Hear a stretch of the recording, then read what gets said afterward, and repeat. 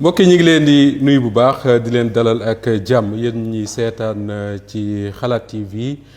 Solo Média wala Walf TV mais également yéen ñi déglu ci seen rajo Sud FM ñu am mbégte tey bu baax di ànd ak yéen ci waxtaan wu yaatu wuñ nar a séq ak Ousmane Sonko moom mooy président bu Assemblée nationale du Sénégal nekk également njiital parti bi di PASTEF. ak moom dinañ waxtaanee naturellement Assemblée nationale dinañ waxtaanee wàllu koom mais dinañ waxtaanee l'actualité politique du moment bala ma koy nuyu moom président bu Assemblée nationale dama leen ni àndal ak ñi nga xam ne ñoom lañ nar a seqal waxtaan wi tey bokk na ci Faty Abdou Ndiaye bokk ci Solo Média Fatou maa ngi lay nuyu dina dalal jàmm. merci beaucoup Moustapha maa ngi lay nuyu bu baax a baax.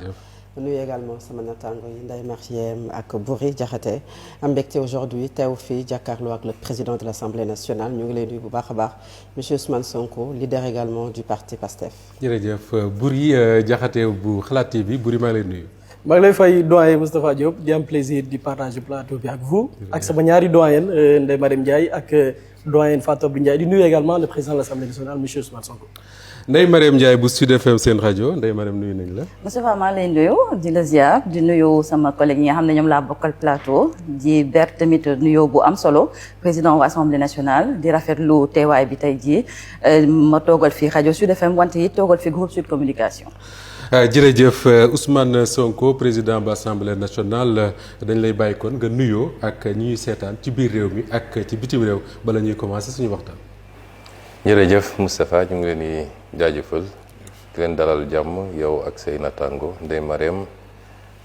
Fatou Abdou ak Boury di am mbégte mun a seq ak ñeen jotaay et à travers vous seq ko mboolem seen peuple sénégalais bi di bég loolu ci entretien bi parce que dañu nekkoon ci dynamique ñu dañuy def une série d'entretiens ak aussi bien avec la presse étrangère qu'avec la presse nationale bi day bokk ci entretien yi ñu jagleel la presse nationale ñoom yaakaar ni buñ ci génnee dina am lu bari loo xam ne dina gën a leer ci gis-gisu askan bi kon ñu ngi nekk à votre disposition. jërëjëf bala ñuy sori ci waxtaan wi ñuy fàttali ne yaay njiitu Assemblée nationale bi nga fi installé wu ak léegi daanaka ci ñetti weer lay toll waaye seetlu bi mooy de ni journaliste yi di waxee l'actualité dafa déplacé wu jëm Assemblée lan moo ko waral dañu découvrir ci Assemblée ay pouvoir yu bees wala Ousmane Sonko mi jiite Assemblée moo waral coow li. waaw dañuy sant yàlla parce que Assemblée nationale dafa di pàcc bu am solo ci réew mi. bu ngeen seetloo bi ñuy def campagne élection législative yi am na interview bu ñu defoon vers la fin ñu ngi ko defoon Petit Palais ma nekkoon premier ministre à l'époque mais nekk en même temps tête de liste PASTEF mu am développement yu gudd yu ma waxoon ci solos Assemblée nationale jàpp nag ni bëri na ay pàcc yoo xam ne ba léegi Assemblée nationale jëmmalagu ko ñëpp jàppoon ni sax bu ñu génnee ci élection yi bu PASTEF gagné damay dem Assemblée muy woo nit sama bëgg-bëgg ci jamono jooju mais bi ñu waxtaanee ci biir parti bi li gars yi jàppoon mooy nañu gungewaat parce que fi ñu nekkoon ci primature am na lu ñu fa téewoon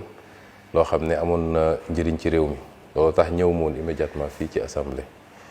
kon tey dañuy sant yàlla bi ñu doxee ba dellu si fi nga xam ne suñu kër naturel la par rapport ak li ñu war a mën a jëriñ ci projet bi fi mu toll nii. bëri na pàcc yoo xam ne rek développé woon naa ko ne niñ ko waroon taxawee fii. ci Sénégal ak rôle assemblée desoon na teewul bi assemblée bi taxawee Pastef ab majorité président Malick Ndiaye jiite ko mu am liggéey bu am solo bu mu def fii boo xam ne ñëpp gis nañ ko man nag xaaruma ba ñëw assemblée pour impulser yenn yi bi ñu paree élection yi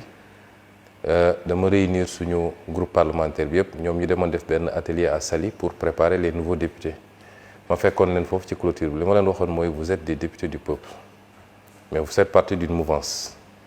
li ñu leen sant mooy fileeg mouvance bi mi ngi teg tànkam ci li nga xam ne loolu la ñu jaayanteeg askan wi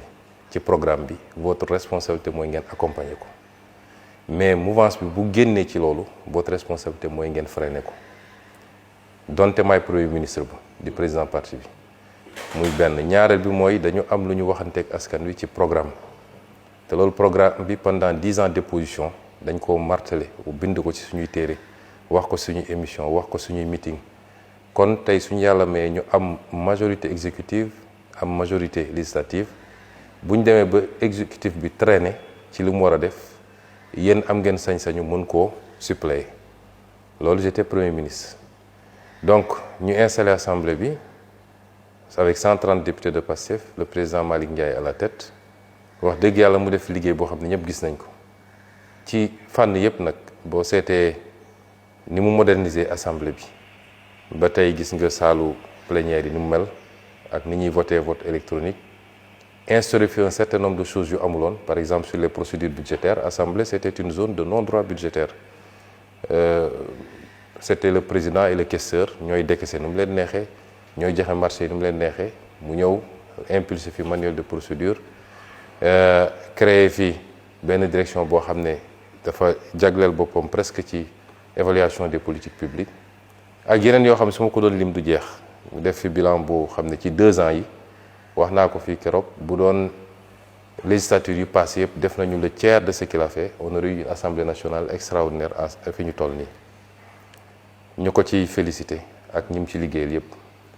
bi ñu yegsee nag gis nañ ni ànd ak loolu yëpp am na yenn pàcc ci assemblée yoo xam ne xawoon na des à la traîne mais loolu du sama responsabilité man président assemblée nationale lu jëm ci proposition de loi c'est les groupes parlementaires ou les députés pris individuellement dama di président assemblée mais aussi dama bokk ci groupe parlementaire bi parce que député là avant tout député boobu moo ma jox cëru président assemblée nationale may président parti aussi donc loolu waxtaan naa ci ak suñu parti bu baax a baax ba ñu jàpp ni l'un des parents pauvres jusqu'à présent ci li ñu waroon def ci assemblée mooy en termes de proposition d'initiative de la loi des na boo demee fu mel ni France ci l'ensemble des lois yi jaar assemblée nationale aujourd'hui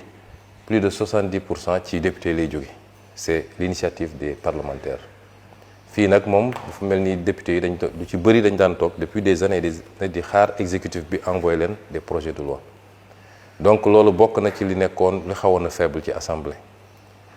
bokk nañ li xawoon faible aussi mooy le contrôle d'action gouvernementale parce que assemblée bi def na ñaari at pratiquement initié wul benn commission d'enquête parlementaire ça pose problème yàlla xam na ni y a de la matière dans ce pays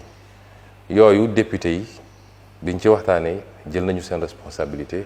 effectivement am yu bëri yoo xam ne moom ñëw na mottali li fi nekkoon ba tey boo dajalee yooyu yëpp nag effectivement ça remet l'Assemblée au cœur du débat public et de l'action publique te loolu mooy rôle Assemblée nationale kon ñu ngi sant yàlla bi ñu mayee ñu ñëw mottali li fi ne woon et que ça ait pu permettre d'impulser une nouvelle dynamique à l'Assemblée nationale. Monsieur le Président ñu gis ne suñ ko waxee suñ ko waxul dundin mi cher na ci askan wi démb rek lañ yokk njëgu carburant bi muy lu bees loo xam ne dafa ñëw dolleeku ci kaw góorgóorlu bi yow bi nga nekkee primature am nga ay dogal yu am solo yoo jëloon ndax tey jii gëmoo ne dogal yooyu dafa diisoon ci gouvernement bi moo tax mu dellu ginnaaw wala boog lii dañ ko doon séntu. waaw xam nga jiiteem réew dafa war a am luy laytaay bi mooy am yërmande ci waa réew mi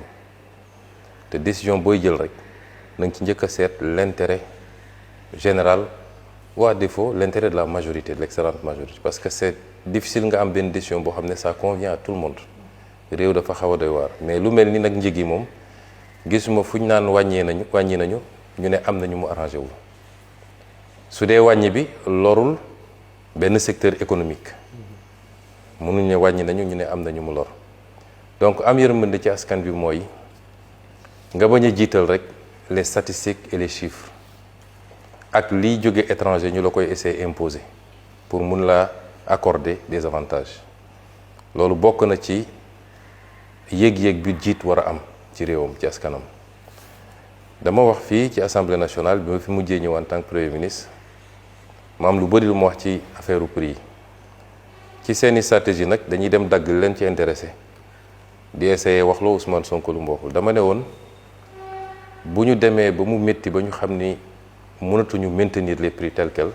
boobaa nañu dellu si askan wi neen lii mënuñu ko maintenir waaye loolu yëpp am na lu ko jiitu ma waxoon nag li ko jiitu parti yooyu nañu dagg génne ko ci ñëw rek ne Ousmane Sonko annoncé woon na hausse des prix ça c'est de la malhonnêteté intellectuelle li ma waxoon mooy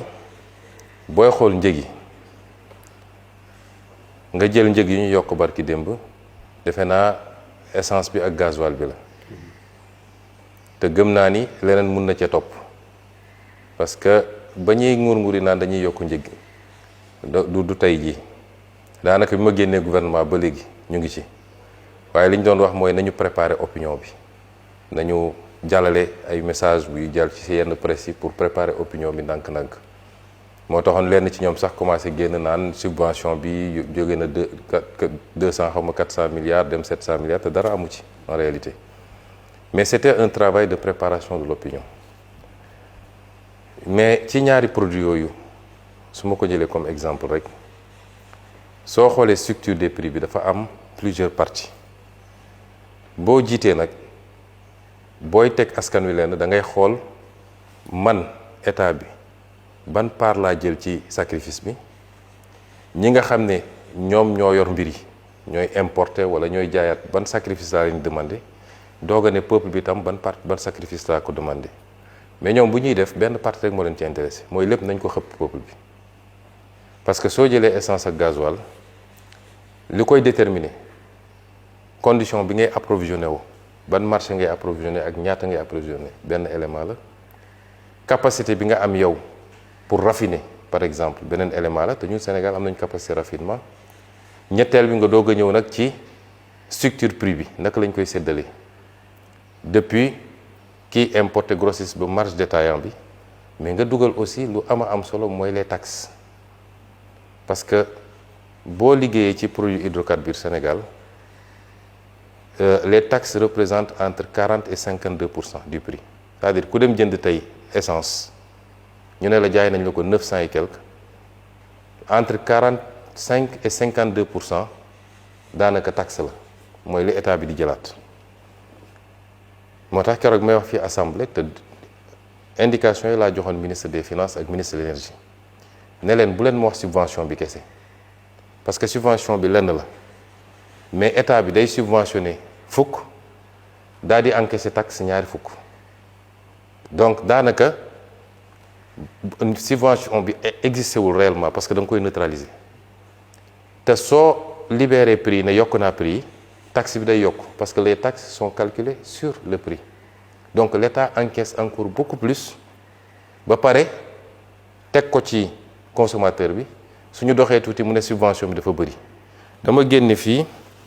les statistiques wax naa ko fii keroog Assemblée nationale boo jëlee les subventions masalan soo jëlee 2021 état bi mi ngi subventionné à 212 milliards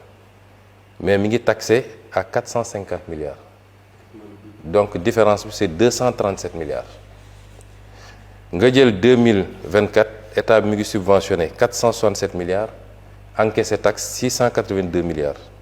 soit 214 milliards d'écart en faveur de l'état soo jëlee 2025 état bi mi ngi subventionné 380 milliards taxé 765 milliards différence bi di 384 milliards boo ci jël rek double bi pratiquement la ñuy taxé ñaari at la écart bi négatif te boo seetee ñaari at yooyu muy 2023 ak 2024 mun nga ko méngale ak ay années de crise préélectorale donc boo bëggee retoucher les prix li jaadu mooy da nga naan d'accord taxes yi dama koy wàññi y a 4 ou 5 séries de taxes yuy dugg y a la TVA les droits de porte FCIB bi le fonds de soutien à l'énergie ak la taxe spécifique muy 5 taxes yoo dugal ci prix énergie bi ñun ñoo ëpp lu ñuy taxé dans l'Afrique de l'Ouest le prix de l'énergie donc moo joxoon teg ndigal ne léegi nañu njëkk a wàññi taxes yi boo wàññee taxes yi mun nga conséquemment wàññi subvention bi ñu xool ban équilibre lay joxe mais ñoom ils ne feront jamais ça te si je n'étais pas parti de la primature parce que man wàññi naa prix essence bi wàññi naa bon ñun bokk gouvernement bi mais sous mon autorité bi may jox instruction le ministre Birame Souleye dama ko ne je ne veux pas de commentaire xam naa ni mun nañu wàññi prix essence bi c'est pas normal dans presque toute la zone UEMOA ñun ñoo ëpp prix wu carburant te pourtant fi ñeneen ñi jëndee la ñuy jëndee à part Niger bi nga xam ne am na carburant ñeneen ñëpp fa ñuy jëndee la ñuy jëndee ñun am nañu raffinerie ñu bëri ci ñoom amuñu raffinerie boo ñu wàññee woon taxes yi tuuti ak yeneen mun nañu wàññi prix carburant bi crise am na effectivement dans le monde ñun dañu nekkoon déjà en crise financière et budgétaire ndax bor bi ñu fekk fii war koo fay ñu ñëw guerre Moyen-Orient am beneen crise tegu ci mais ànd ak loolu yépp man gëm naa ni suñu defoon liggéey boobu ba pare amaana du ñu yokk mën na am sax dañuy wàññi et c'est ça qu'on attend des gouvernants mooy toujours na nga jiital yërmande bi nga am ci askan wi. maintenant su dee dafa am ay conditionnalités ñu leen di imposer de l'extérieur ñun de bi ñu fay nekk dañ koo bañoon ne ajustement ak restructuration ça se fera pas au détriment du peuple sénégalais te wax naa ko suñu conférence de presse jour bi ñu génnee gouvernement bi moom président suñu dernier jotaay bi ñu waxtaanee di xawal ndax dañu déggoo am déet ci gouvernement bokk na ci ñaari laaj yi ma ko laajoon mooy est-ce que njëg yi dina yokk mu ne ma non njëg yi du yokk on va maintenir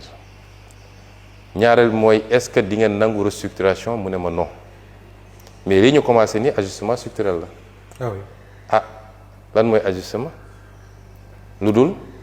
on vous impose de l'extérieur yenn mbir yu xam ne leer na ni baaxul ci askan bi on fait supporter au peuple parce que situation économique du pays situation financière et budgétaire mayul ñu supporter un certain nombre de choses c'est une forme d'ajustement et je ne crois pas que ça va s'arrêter ci bii loolu nag bokk naa ni jàpp naa ni bokkul ak gis-gis boo xam ne méngoo nag jiite bu ànd ak yërmande ci askan wi gëwuma ko. damay ñëw ci nekkinu askan wi bu weesoo njëkk yi ak yenn yi nga xam ne mooy les prix dafa am tamit wàllu dëkkuwaay sonal sénégalais yi rawatina yenn ci ay barab yi nga xam ni arrêté woon nañ les chantiers am lu ñu leen diggoon. damay jël benn exemple muy le cas des sénégalais yi nga xam ni le plan d'urbanisme de détail muy PUD phase 1 bi nga xam ni concerné les zones Yeumbeul Nord Malika Tivaouane Peulh dafa amoon benn bataaxal ginnaaw bi la les impactés sollicité woon boo joxe woon ay ndigal ñoo ngi ci mois de mai nga sàkk woon ci ministère des finances et du budget ñu régulariser ñi nga xam ne ñenn ñi seen i cas jot nañ leen recenser par les services de la direction générale des impôts et domaines gannaaw gi itam nga sant yenn ci ay ministres ñu def li nga xam ne mooy topp gi mais dañu gis ni par la suite au mois de juillet boobu yaa ngi nekk premier ministre primature ki la wuutu génnee benn bataaxal boo xam ni dañu lancer une procédure bi nga xam ni dañuy def une main levée par rapport ak suspension de ces chantiers là concerner les mêmes zones même si ça concerne d'autres zones comme BOA hangar des pèlerins mais bi ma gën a intéressé mooy bi nga xam ne xëy na sénégalais yi nga xam ne dañu néew doole muy Guédiawaye Yeumbeul Malika Tivaouane Peulh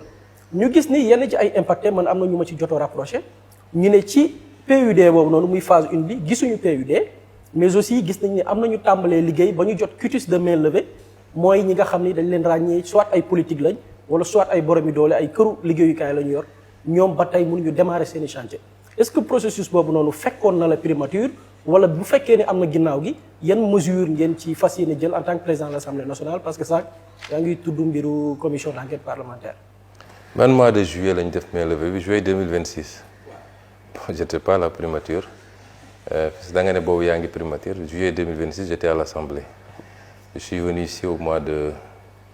juin ou mai donc j'étais plus à la primature damay fàttali nii bi ñu ñëwee man maa jël sama responsabilité taxawal ñaari commission benn bi nekk ministère des finances benn bi nekk primature pour ñu saytu lépp lu jëmoon ci li ñu def ci suuf si et loolu dafa àndoon nag ñu aj yenn lotissement yi liggéey bi def nañ ko ni ñu ko war a defee rapport yi génn na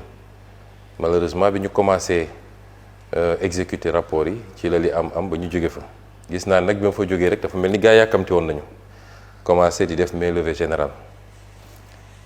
moo tax commission d'enquête parlementaire ñëw parce que li ñu seetlu mooy lotissement yooyu yépp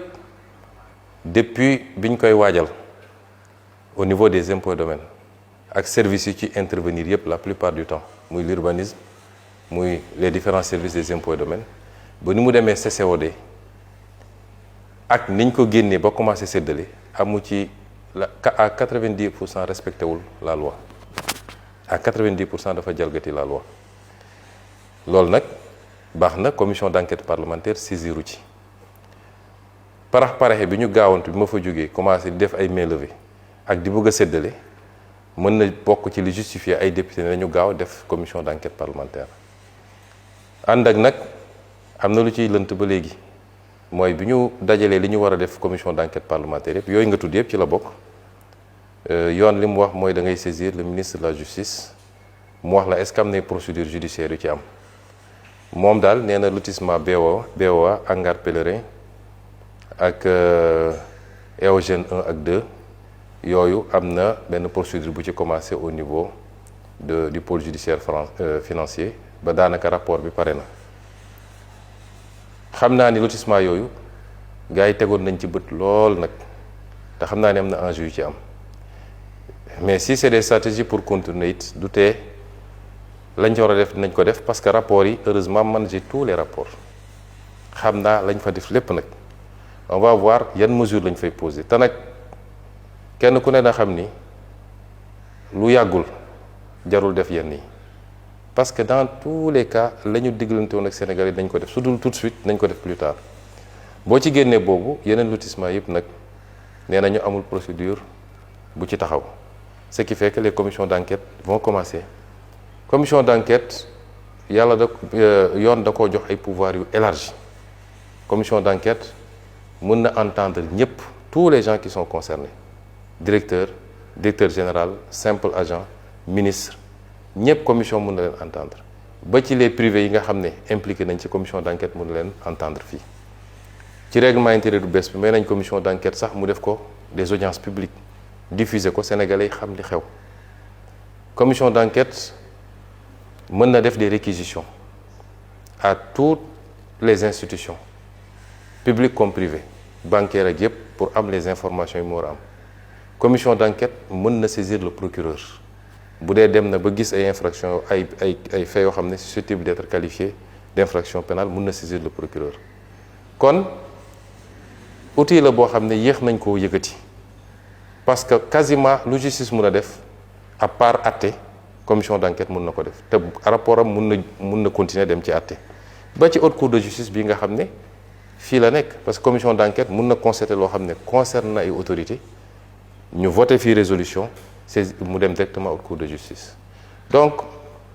cër yu am solo la yoo xam ne assemblée nationale am na ko te dañ ko yéex a déclenché donc le non respect des PUD effectivement joxewoon naa ay instructions parce que injustice baaxul c'est vrai il y a la loi il y a le code sur le domaine de l'État il y a les décrets yi fi am mais ñëw fekk ay populations yu nekk fenn depuis très très longtemps peut-être maîtriser wuñu le code comme ñeneen ñi niñ ko maîtriser xamuñu les tenants et les aboutissants nga am ay hommes d'affaires yoo xam ne parce que am nañu leurs entrées et leurs sorties wala ngemb na ay politiciens ngemb nañ leen wala sax ñuy prête non ay politiciens ñu xëy rek fa nga yaroo màggee fa ñu ne la dagg nañu fii fépp léegi diw am na ci nangami hectare diw am na ci nangami mètre carré yéen ñi fa dëkk gisu leen dara neew ñu ñooñoo ko moom neew ñu ñoom lañ ko war a jox yépp mais xanaa kay nga am noo organiser ba am may leen un peu d'espace de respiration léeg-léeg ñu dagg ba aire de jeu sax du am foofu fu ñu mën a defee lieu de culte sax du fa am yooyu dafa war a jeex ci Sénégal bi ñuy bloquer affaire yi loolu bokkoon na ci lu tax soo jëlee Wakam c'est un village traditionnel yàgg nañ joytu ne amuñu sax aire de jeu bu ñu mën a defee benn stade pourtant am nañu équipe bu demoon ba première division joxewoon naa fi instruction pour que li ñu leen bëggoon jox Eogène ñu mën koo jot mais bi ñu demee ba gis ne Eogène am na problème à la fois physique et juridique dama ne ancienne piste bi am na benn 10 hectares bu fi ne woon ma jox instruction ministre de l'urbanisme ne leen xool leen foofu nu ngeen fay génnee 2 à 3 hectares pour que ñoom ñu mën a am bërëb bu ñu tàggatee yaram kon yooyu il faut que ñu koy intégrer dans la dimension les commissions d'enquête parlementaire ci sujet bi di sujet foncier bi comme tous les autres sujets dinañ ci def seen liggéey boobu mat sëkk incha allah da ngay gis suñu ne commission d'enquête parlementaire ay nit di wax rek soi-disant société civile ak yooyu ñii naan na justice saisiru en fait dañu bëgg a protéger ay nit parce que loi dafa ne dès que la justice se saisit la commission d'enquête est dessaisie léegi nag ñoom su ngeen fàttali ko en 2024 bi coow li amee fii avec le conseil constitutionnel ñii naan corruption am na ñii naan corruption amul assemblée dafa voté résolution fii pour def commission d'enquête parlementaire mais il y avait une plainte boobu moo bloqué lépp kon ñii di wax soi-disant société civile yu demee noonu dafa am ku leen di wax loo am na ay nit yu ñu bëgg a protéger moo tax ñu naan nañ ko jëlee ci assemblée yóbbu ko justice mi ngi fi boobu ba léegi deful liggéey bi wala saisiruñu ko pour mu def ko wala amul élément yu mu ko defee li ne ci loxoom it ma nga fi depuis boobu ba léegi déggaguñu ay conclusions wala des renvois wala non-lieu. Donc Assemblée nationale yoon bi jox compétence justice moo ko jox Assemblée nationale ku nekk ak nag réewam ak fi mu yem et c'est pourquoi le travail sera fait pour le foncier pour patrimoine bâti bii nga xam ne dañ ko saaxee nu mu leen neexee bi may nekk fii député 2017 laa bind ay questions écrites immeuble boo xam ne askan wee ko moom yoon ne pour nga joxe ko il faut que mu ñëw Assemblée nationale ñu voté ab loi ay nit jóg joxe ko nu mu leen neexee immeuble yi ñi ñu wër yëpp dañ koo joxe woon am na yu ñu ci jot a récupéré bi may nekk premier ministre avec SOGEPA yu bëri récupéré nañ ko am na yoo xam ne France noonu la demee ñiy def loolu ils ont violé la loi ba ci li ñu war a def ci wàllu lempo gi parce que yàgg naa wax fii ni ay milliards et milliards ci exonération yoo xam ne warut ak ci yeneen ak yeneen ay remises gracieuses ay autorités di violer la loi di joxe lu leen neex loolu il faut ñu xool ko donc loolu mooy les commissions d'enquête parlementaire donc ci foncier bi comme ci yeneen yi ba ci licence de pêche yi ba ci un étudiant un ordinateur nit ñi jàpp ni dañ ko diriger contre x y ci ngay dégg ñu naan les gens utilisent l'Assemblée nationale pour régler des comptes. Oui. D'accord. Pour régler des comptes il faut que compte am d'abord premier débat bi mooy li ñuy wax compte mooy am na lu nit def am na lu defu ba pare kon loolu moo waroon am d'abord ensuite Assemblée nationale constitution ak règlement intérieur nga xam ne loi organique la moo ko ne am nga sañ-sañ ci loolu am nga sañ-sañ ci loolu te ñun protégé wuñ ci kenn nag ku ci bokk Pastef ak ku ci bokk feneen la preuve am na benn ci commission d'enquête parlementaire yi c'est sous notre régime biñ koy dugal fii j'étais premier ministre te jàpp naa ne ñi ko dugal parce que opposition la man lañ ci doon viser certainement parce que jàpp nañ ni laale naa ci bi ma ñëwee fii laa ko dugal man maa ko dugal en bureau ñu valider ko majorité accès parce que su majorité ne woon d'accord ma du dem ñun ñoo am majorité tout le bureau 2 opposants ñoo ci nekk li ci des yëpp waa Pastef lañ kon ñun amuñu ci diw Massamba ak Mademba cas bu nga xam ne cas bu suspect la ñu am ci loo xam ne des débuts d'éléments la nañ ci def commission d'enquête parlementaire. Et justement par rapport au bâtiment bi nga xamante ne Boury mi ngi koy wax tout à l'heure bi nga yegsee juste après bi nga nekkee premier ministre bu Sénégal daanaka dogal yi nga jël bokk na ci arrêter tous les chantiers le secteur du BT a été très affecté pendant 2 ans presque le secteur du BTP est à terre est-ce que c'était une décision bien réfléchie xalaat nga ko bu baaxoon. non loolu bloqué wul le secteur du BTP le secteur du BTP loolu bloqué wu ko parce que amul kenn koo xam ne yor nga ay kayit en règle parce que man le travail que j'avais demandé ça a duré quelques mois après la ñu commencé di libérer di joxe les quitus ma joxe instruction waa DGESCOS ne leen ku remplir les critères ma génne benn circulaire ne ku remplir les critères ku ñëw andi papier bu wane ni moom terrain bi te joxuñu ko juróom wala fukk wala ñaar fukki terrain mun ngeen ko defal mainlevée mu dem liggéey parce que lan mooy problème bi da ngay gis kenn koo xam ne parce que bokkoon nga ci ancien régime bi wala parce que am na loo séq ak diw ñu dagg lotissement fii Wakaam jox la loo xam ne boo ko dajalee mat na 1 hectare ou 2 hectares jox la ci 10 terrains 15 terrains 20 terrains loolu loi da ko interdire suuf si sénégalais yi ñoo ko moom loi dafa ne chaque sénégalais a droit à accéder au foncier yow mii Fatou Abdou mun nga dem impôt domaine def sa demande déposer dama musuma am terrain Sénégal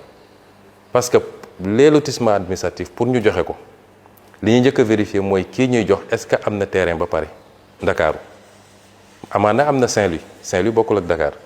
mais su dee biir Dakar dañ naan est-ce que kii loolu texte la de du man maa ko inventé dañ naan est-ce que kii mosoon nañ ko jox un terrain un bail nga xam ne c'est presque gratuit tu ne payes que les redevances et les droits de bornage bu dee mës na am ñu ne ko déet bàyyil beneen sénégalais am kon soo defee lotissement am na fi ay homme politique du ma tudd tur ñoom rek jox nañu fa loo xam ne mënoon na sedd 20 25 30 sénégalais ñu jox leen ko loolu ça pose problème man leen donc képp koo xam ne mi ngi ci lotissement bi benn attribution la am vérifier ngeen première attribution am la def leen main levée mu dem tabax këram wala mu dem tabax immeuble am su dee opérateur mais les doublons ñi nga xam ne dañ leen joxaat leen léeg-léeg ñu def ko ci turu benn société mun ngeen ko libéral benn yi ci des bloqué leen ko ñu récupérer ko redistribuer ko Sénégalais yi nga xam ne amuñu terrain amuñu kër kon loolu mooy liggéey bi ñu def loolu mënul bloquer le BTP mënul bloquer liggéey bi peut-être que dafa am un ensemble li wax ko BTP moo xuri ñeneen ñi mooy on a hérité d'une situation économique extrêmement délicate le programme avec le FMI est suspendu parce que fii loo fi mënti wax tamit l'essentiel des activités tourne autour de ce que l'État libère État bu amee problème rek ci loolu bokk na ci li ñu war a génne définitivement on peut y revenir mais l'essentiel des activités tourne autour de ce que l'État fait moo tax su État bi sëqatee rek ñeneen ñëpp dañuy soj mais c'est un ensemble de facteurs qui a ralenti le BTP ànd ak nag booy dox biir Dakar di nga gis ni BTP mi ngi continuer man de fi ma dëkk cité Kër Góor gi bi ma fa delluwaatee commencé circuler li may gis yëpp dama naan lii ci 2 ans yi la fi jot ay R+10 ak R+13 rek laay gis donc loolu mënul bloquer durablement le secteur du BTP et si c'était à refaire on le referait parce que dafa am loo xam ne faire l'État sur le passif la mais ensuite poser des actes pour que plus jamais loolu amati parce que au-delà de ces aspects-là mais le foncier est une bombe sociale soo demee tribunal l'essentiel li ëpp ci contentieux yi ci foncier bi la li ëpp ci contentieux yi foncier bi la et c'est une bombe à retardement gis nañu fii en 2023 mais ay xeex yu métti am na ci foncier bi ba bakkan rot ci fii à Ngor ci benn morceau de terrain man bi ma egsee en tant que premier ministre j'ai dit restituer ce terrain-là à la communauté de Ngor puisque école lañ fa bëgg a def collège et on trouve un autre local un autre lieu pour la gendarmerie il y a beaucoup de conflits fonciers yoo xam ne on aurait pu les désactiver bu ñu respecter woon juste la réglementation donc il fallait vider le passif mais il fallait faire de sorte que loolu dootul amati Sénégal et c'est important et si vous avez vu ce qui s'est passé à Mbour 4 Ville Nouvelle Bande des Filao Guédiawaye bi les lotissements de Dakar le littoral bi ça fait partie dina bokk ci commission d'enquête parlementaire yi littoral bi gis nga am na benn zone bu nekk fii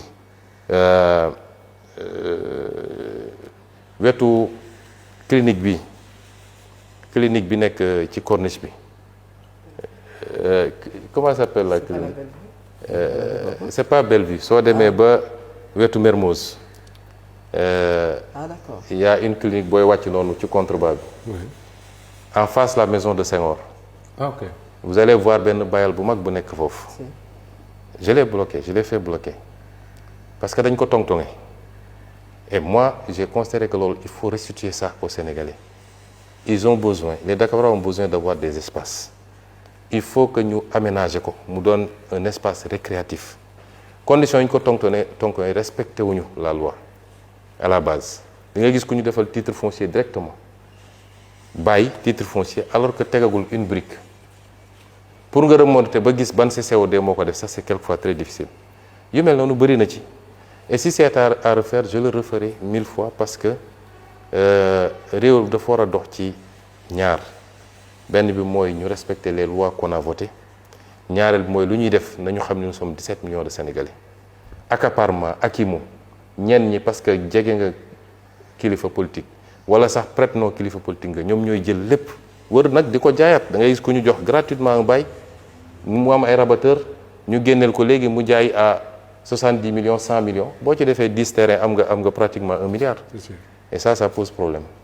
Et dañu ñëw ci fonds politiques ou fonds spéciaux ça occupe le débat depuis ay weer wala sax ay at a ngi nii parce que Ousmane Sonko opposant ci benn déclaration wax na ci fonds politique dafa xaram benn nit waru ko jëfandikoo ba jël exemple jaaykatu gerte caaf bi nga xam ne dërëmam ak ñaar dërëmam moom la ñu dajale mu nekk fonds politiques et spéciaux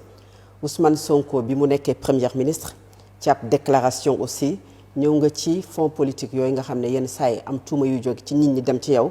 que dem sax ba ne xëy na bu ñu tuddee yenn somme yi jëmale ko ci yow daa dem ba kalaame leen ak yoon bi ci mujj mooy dernière fois bi nga xam ne ci nga nekkoon premier ministre bi ñuy def question d'actualité à l'Assemblée nationale nga ñëw ci lim bi nga am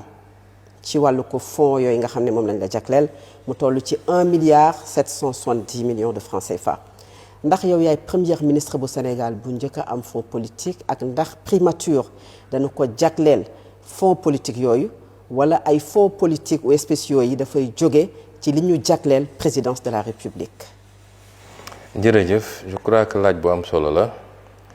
et nous allons livrer un exercice de vérité parce que dafa am loo xam ne askan wee ko moom Sénégal dafa am nu ñu bindoo boo waxee rek ñu ne non du homme d'état warul génne li warul génne la dafa am ñaari principe yu am solo mooy alal gi moomuma ko président moomu ko député yi moomuñu ko sëñ Moustapha moomu ko alalu askanu Sénégal la dama fàttali keroog ci màggal gi benn wax bu sëñ Cheikh Gaynde Fatma waxoon ni nit ñi da ngay jël ci ñoom liñ mën mais dugal ko fi ñu xam loolu transparence weesu loolu et c'est ça le budget de l'État le budget de l'État ci Sénégalais yi la ñuy jëlee seen lempo loolu il faut Sénégalais yëpp xam ko c'est Sénégalais ñenn ci ñun ñàkk a xam état moo tax dañu jàpp ni buur moom moo tax dama naan toujours suñu sociologue yi am nañu liggéey terme buur dañ ko fi war a bannir parce que un président n'est pas un buur buur du dem élection buur du dàggaan kàddu askan wi buur dooleem lay am jël toog fi ba kenn ëpp ko doole jële ko fi donc ñun république la ñu nekk dañuy fay l'impôt assemblée nationale mooy consentir l'impôt dafa am le consentement de l'impôt et le consentement à l'impôt ñaar yooyu bokkul assemblée mooy consentir l'impôt consentement de l'impôt assemblée la mooy chaque année ñu wote ne autorisé nañ gouvernement mu lever tant ci impôt impôt yi taxe indirecte lii la taxe spécifique lii la taxe directe yi lii la impôt foncier lii la ba ci jaaykatu caaf bi nga wax noonu nga xam ne bu jaayee ba ngoon am 1500 dugg jënd ceeb suukar pour dem sombil waa këram laaj nañ ko ci TVA te xamu ko xale bi étudiant bi dem jëndi carte crédit 1000 francs pour recharger laaj nañ ko ci TVA te xamu ko te li ëpp ci impôt bi mooy li ñuy wax l'impôt indolore parce que c'est un impôt indirect mooy TVA les impôts directs suñ la andilee kayit ne la da nga war a fay tant impôt foncier di nga ko yëg wala suñ la daggalee ci sa bulletin de salaire yéen ñëpp salarié yi ngeen di nga ko yëg mais am na impôt boo xam bis bu ne nga fay ko te yëgoo ko te 80% presque suñu impôt ci loolu lay jóge kooku amul ko ci mucc yelwaankat bi sax mucc ci ndax bu yelwaanee ba ngoon su duggee jënd dara day fay l'impôt kon premier bi mooy laaj nit ñi li ñu mën mais dugal ko fi nit ñi xam loolu mooy transparence ñaareel bi mooy notion homme d'état ou femme d'état barki dem damay déglu benn vidéo bu sëñ Cheikh Tidiane Sy doon wax ne léeg-léeg dañuy wax ni waxu biir néeg waxu biir kenn du ko yóbbu ci penc ba mu ne waaw ndokk ci bu mu dul mbirum penc mi mbir mu concerne penc mi yëpp lu concerne penc mi yëpp il faut ñu teg ko ci penc mi kon da nga laaj ci mbirum fonds spéciaux je crois que suñu jógee fii lu bëri dina leer ci chronologie bi nga laaj da nga laaj ndax damay wax d'abord fonds spéciaux fan la jóge ci suñu programme ñun suñu programme bi ñu duggee politique 2014 la ñu commencé wax ci li jëm ci sénégalais dañu doon wax caisse noire oui caisse noire li tax ñu ko wax caisse noire mooy lu kenn amul visibilité c'est noir dafa lëndëm fonds spéciaux li tax ñu naan caisse noire mooy yoon moo ne kenn du ko contrôler kenn du ci rendre compte kon dafa lëndëm bi ñu commencé politique la ñu ne lii du yoon xaw ma man démocratie bu tax ñuy wax démocratie boo xam ne am na 1 centime bu ne ci budget bi te kenn du ko contrôler amut ñu wax ko suñu programme commencé ko wax ci émission yi ku remonter samay émission bi ñuy door politique di nga ko fa gis bi may présenter sama livre en 2018 en tant que candidat fii place de l'Obélisque ñu laaj ma ci fonds spéciaux yi ma wax ci wax ji dañ koy dagg nag moom yow sax xam nga koo dagg tuuti yem ma ci ne xaraam na dama ne bu dee dañuy voter nit ay crédit nga am sañ-sañu def ci lu la neex te doo rendre compte bu la neexee nga jël ko jox ko say mbokk bu la neexee nga dugal ko ci néeg sotti pétrole taal loolu aram na parce que xaalisu jàmbur la mais bu dee nag dafa am ay secteur cim réew yoo xam ne yu sensible la xam nga doo espionné naan Sénégal bind na temps ci budget parce que day espionner un pays étranger réew moo gis am na ay services de renseignement partout dans le monde mais loolu doo ko bind ci budget am na xeetu ngànnaay yoo xam ne doo ko bind ci budget soo koy jënd loolu am na ci réew yu nekk mais dañ ko war a contrôler buñ ko contrôler dagan na buñ ko contrôler wul ci man araam na ma wax loolu ñu dem ba ma nekk candidat 2019 ci suñu programme ma bind ko ci lan la ñu bindoon dañu ne nous supprimerons les fonds dits politiques et les remplacerons par des fonds spéciaux votés à l'Assemblée nationale pour les opérations ultra sensibles telles que l'armement, les missions secrètes par exemple. Nous soumettrons les fonds spéciaux à un contrôle spécifique et a posteriori par une sous-commission composée des membres assermentés, à savoir 2 députés de la commission des finances, issus de l'un de la majorité et l'autre de l'opposition parlementaire, et 2 magistrats de la Cour des comptes, en plus du président de la commission. Ça, c'était mon programme Jotna 2019. Gis nga ni ñu ko bindee nii lañ ko bindewaat ci programme Diomaye 2024 parce que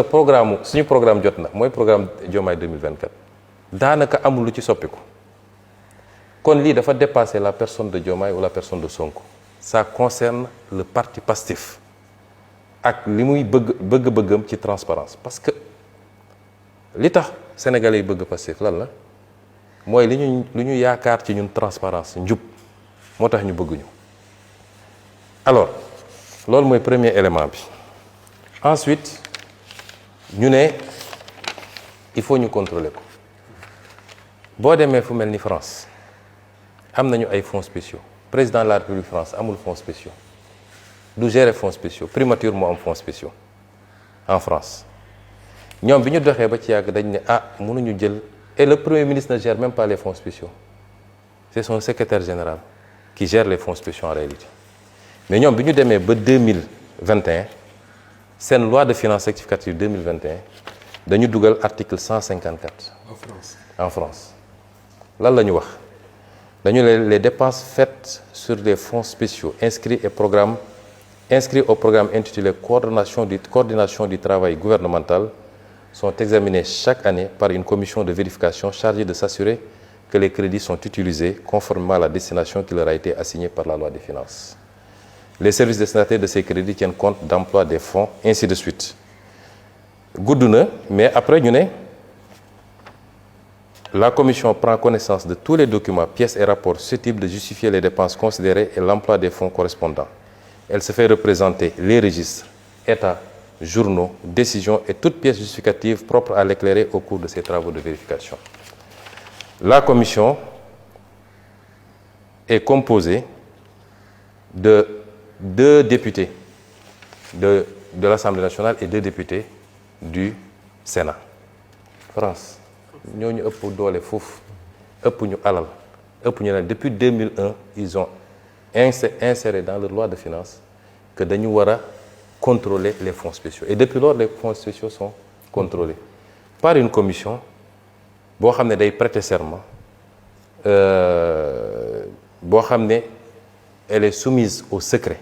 absolu mais dañ koy contrôler. ay députés ak ay sénateurs. ñoo ci nekk. Ensuite nga ñëw Sénégal fonds spéciaux fonds politique fonds social ñett yooyu moo am fonds spéciaux fonds politique fonds social mais pour yooyu am il faut que mu am texte bu ko prévoir bu texte amul mënul am loolu bokk na ci li andi problème ci 16 bi ndaw soo su doon jiite 16 dafa ñëw amul texte bu prévoir fonds spéciaux pour le 16 moom mu ñëw créer fonds spéciaux boppam moo tax bi ko IGE contrôlé ñu jàpp ko ne dafa créer 3 comptes viré ci lu mat 2 milliards 136 millions en parfaite irrégularité ñu ko koy retirel di ko jox en main propre loolu moo nekk ci rapport IGE bi amul texte bu ko prévoir bu doon dafa am texte bu ko prévoir IGE bu ñëwee wala Cour des comptes duñ ko xool parce que amuñu droit bi loolu mooy andi problème bi moo tax biñ ñëwee man rapport IGE yi ñëw amuma ci Massamba amuma ci benn Mademba ni mu ñëwee laa koy transmettre justice j'ai transmis ça n'a pas plu à tout le monde président sax bind na ma ci ma tontu ci waaye du ma dugg ci détails yooyu ça n'a pas plu à tout le monde et c'est des faits graves on va voir fan lay mujje parce que dafa mel ni dëkk bi moom bi ngay wax mooy conseil économique social et environnemental d'accord loolu mooy problème mu conseil moo fi nekkoon moom la ñu ko épinglé c'est la seule présidente li andi problème bi loolu la am na yeneen yu ci dugg nag mais du ma ci dugg fi du ma ci dugg ci détails yi fii ci lenn ci li may boole ak président parce que dama bëgg Sénégal yi xam ni man président politique boolewu ma ak moom créer parti boolewu ma ak moom na créer 50 000 partis loolu terewuñu nelaw li ñu boole c'est les questions de transparence les questions de souveraineté yi nga xam ne mooy le fondement de notre action politique bref ensuite dama ne il faut texte prévoir ko ñu dugg ci primature balaa ñu dugg ci primature ma dugg ci primature dama ne nit ñi nee nañu primature amul fonds secret c'est faux primature dafa am fonds secret boo xam ne fonds boppam la bu bokkul ak président de la République lii c'est le décret 2004-1186 portant création et fixant les règles d'organisation de fonctionnement du programme de gestion de la paix en Casamance. C'est un décret de 2004 Abdoulaye Wade moo ko signé woon. C'est important ma wax ko parce que comme ils sont toujours de mauvaise foi bu ñu nee règles d'organisation et de fonctionnement du programme de gestion de la paix en Casamance rek ñu ne gis ngeen affaire Casamance def dafa créer fonds man mosuma créer fonds 2004 la ko Abdoulaye Wade jël décret bi mi ngi nii. Je vais vous donner le décret après parce que lii dafa war a public lii du lu secret c'est un décret signé contresigné et publié au journal officiel lan la décret bi wax il est créé au niveau de la primature un programme dénommé programme de gestion de la paix en Casamance le programme placé sous l'autorité du Premier ministre est dirigé par le chef du service de l'administration générale et de l'équipement de la primature. Pour la mise en œuvre de ces activités, le programme dispose des ressources publiques de l'État sous forme de crédits inscrits au budget de l'État. Il est institué une procédure spéciale de mobilisation des crédits du budget de l'État destinés au fonctionnement et aux activités opérationnelles du programme. Les fonds correspondants sont versés dans un compte bancaire ouvert auprès d'un établissement bancaire de la place sur la base d'une demande du responsable du programme adressé au ministre chargé des Finances. ñu teg ci nag te fii mooy problème bi. Par dérogation aux dispositions du décret numéro 2003-101 du 13 mars 2003 portant règlement général de la comptabilité publique, les dépenses prévues pour le fonctionnement et les activités opérationnelles du programme ne sont pas justifiées en raison des nécessités de défense liées à ces opérations. Lii foo dégg ñu ne fonds spécial war na am décret bi ku amul décret bi loo def yaa ngi koy def en violation de la loi donc ñi taxaw ñépp ne primature amuñu fonds xam nga mag war naa moytu di wax lu mu xamul xam naa nag ay nit a leen di manipuler di leen informer mais il y a un fonds secret à la primature boo xam ne c'est prévu par un texte un décret signé par Abdoulaye Wade contresigné par Macky Sall en 2004 donc primature am na fonds mu des nag fonds yooyu naka lañ ko gérer dinaa leen jox tous les détails aujourd'hui parce que transparence la sañu wax nekk ci télé ak rajo yi di wax dégg naa sax barki démb kuy wax naan ay waxu kumpa ak yooyu foo dégg ku la wax loolu rek mbuxum la ñu bëgg ay mbuxumkat lañu kumpa tekkiwul ni dañ lay jox alalu réew mi nga pasare ko jox ko ku la neex ak nu mu la neexee loolu bokkul ci kumpa alors ñu ne léegi ni mu amee primature la amee présidence de la République lan mooy fonds la présidence de la République a un fonds de 7 milliards 956 millions te lu ñuy nëbb Sénégal dañ ko war a xam 7 milliards 956 millions 296 mille 2024 fonds bi egg na 11 milliards et quelques 2024 bi waaw lan moo ko waral mooy bi ñu yegsee président dafa ne bi mu ñëwee fekk na ki ko fi jiitu woon vidé fonds bi yëpp kon moom fekku fi fonds lu mel noonu am na primature te dinaa ci ñëw loolu tax li assemblée nationale proposé am solo bañ yu mel nii amati mooy nañu xam fonds bi fan la dugg donte une commission restreinte et secrète qui prête serment moo koy vérifier mais ñu bañ a may nit ñu ne jox nañ la 7 milliards wala 3 milliards wala 2 milliards nga mun koo vider nu mu la neexee yow dem politiquer ko wala jënd say immeuble looy demee noonu loolu moo tax li ñu proposé am solo ñu ne 2024 bi ñu ñëwee ne nañ fekk ñu fi dara te foog président am ay fonds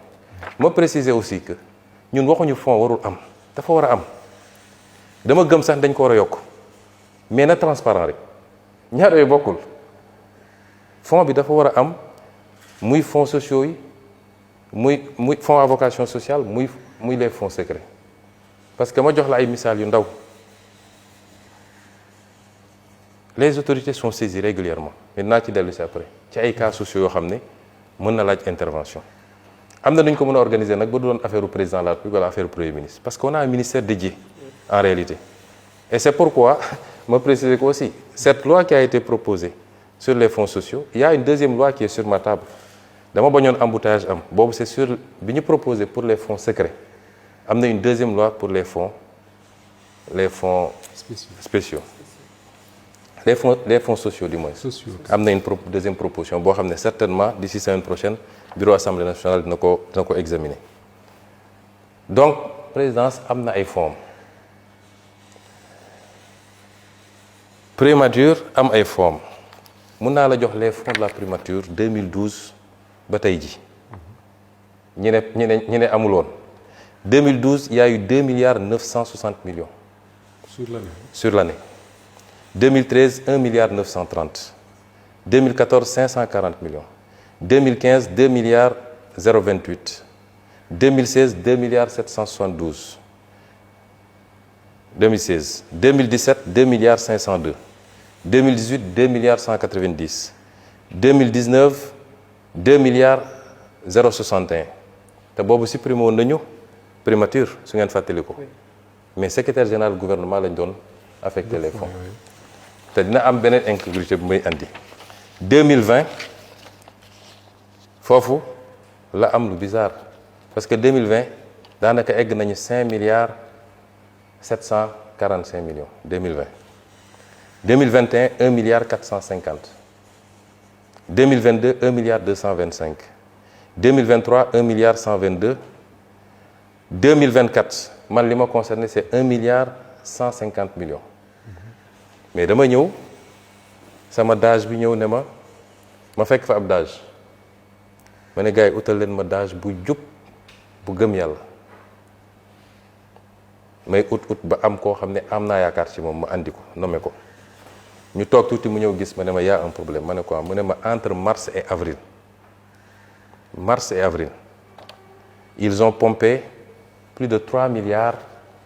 ci compte fonds spéciaux primature bi. mars avril boobu ñu ngi ci jëm ci période électorale. juste avant. oui et juste après. juste après. ma ne ko woowal DAGE bi fi ne woon nga laaj ko mu woo ko DAGE bi ne ko demandez à votre actuel ministre des finances muy Cheikh Diba ma jël sama téléphone woo Cheikh Diba ne ko lii gis naa ni pompé nañ lu mat 3 milliards et quelque te loolu ëpp na dotation wu compte bi sax bi ñu laajee waa ji nee na ñu laaj la yow li tax nag mu ne ñu laaj la xaw ma ko mais je veux qu'on me fasse le point sur ça parce qu'il faut qu'on me dise fan la xaalis bi dugg ba may génn primature ils m'ont pas dit fan la xaalis bi dugg ci 2024 bi 2025 on a 2 milliards 090 millions et enfin 2026 1 milliard 870 millions léegi ñu wax ni Sonko dafa def ba demander rallonge. Je vais vous dire ce qui s'est passé. Après je vais vous dire comment j'ai géré ce fonds centime par centime donte fonds bi li ma leen wax aw ma obligation justifier ko liiral naa leen mais bi ñu toogee fin 2025 on s'est rendu compte qu'il y a des problèmes qu'il fallait régler parce que man j'ai jamais pris 1 franc de ce compte ni pour moi ni pour mon parti ni pour ma famille ni pour mes amis musuma laal compte bi musuma DAGE bi mu ñëwee dama ko njëkk ne compte bi réclamé naa texte yi ministère des finances envoyé na ma la justification le décret yow sa bopp andil nga ma décret waaye bu amul contrôle nit ñi am na contrôle yàlla parce que c'est l'argent des Sénégalais. Première règle, ne me remets jamais de l'argent. Je ne toucherai jamais de l'argent, moi. Parce que compte yëpp ni ñu ko doon fonctionner mooy premier ministre fa ne wala président assemblée fii fonds sociaux la am amul ay fonds secrets dañuy yëkkati un montant chaque mois jox ko moom nag mu xool nu mu koy kii su soxlaatee ne jox leen ma ne ko je ne toucherai jamais un franc bu mës a ñëw ne ma 10 millions ngi nii wala 20 millions ci sac teel lu ñu war a def na am traçabilité ba ci les dépenses sociales dama ko ne bul mës a jox xaalis nit bu dee ordonnance na andi ordonnance bi nga yónnee ñu dem jëndi ko pharmacie bu dee ku feebar tëdd hôpital nañ la andil facture bi nga dem fay directement ci hôpital wala ci clinique ba bu dee ku ñu war a génne ci loyam na la agence bi envoyé nañ la andil commandement agence bi nga dem fay parce que nous sommes tous sénégalais. nit mun na créer dossier médical fekk dara jotu ko nit mun na feebar sax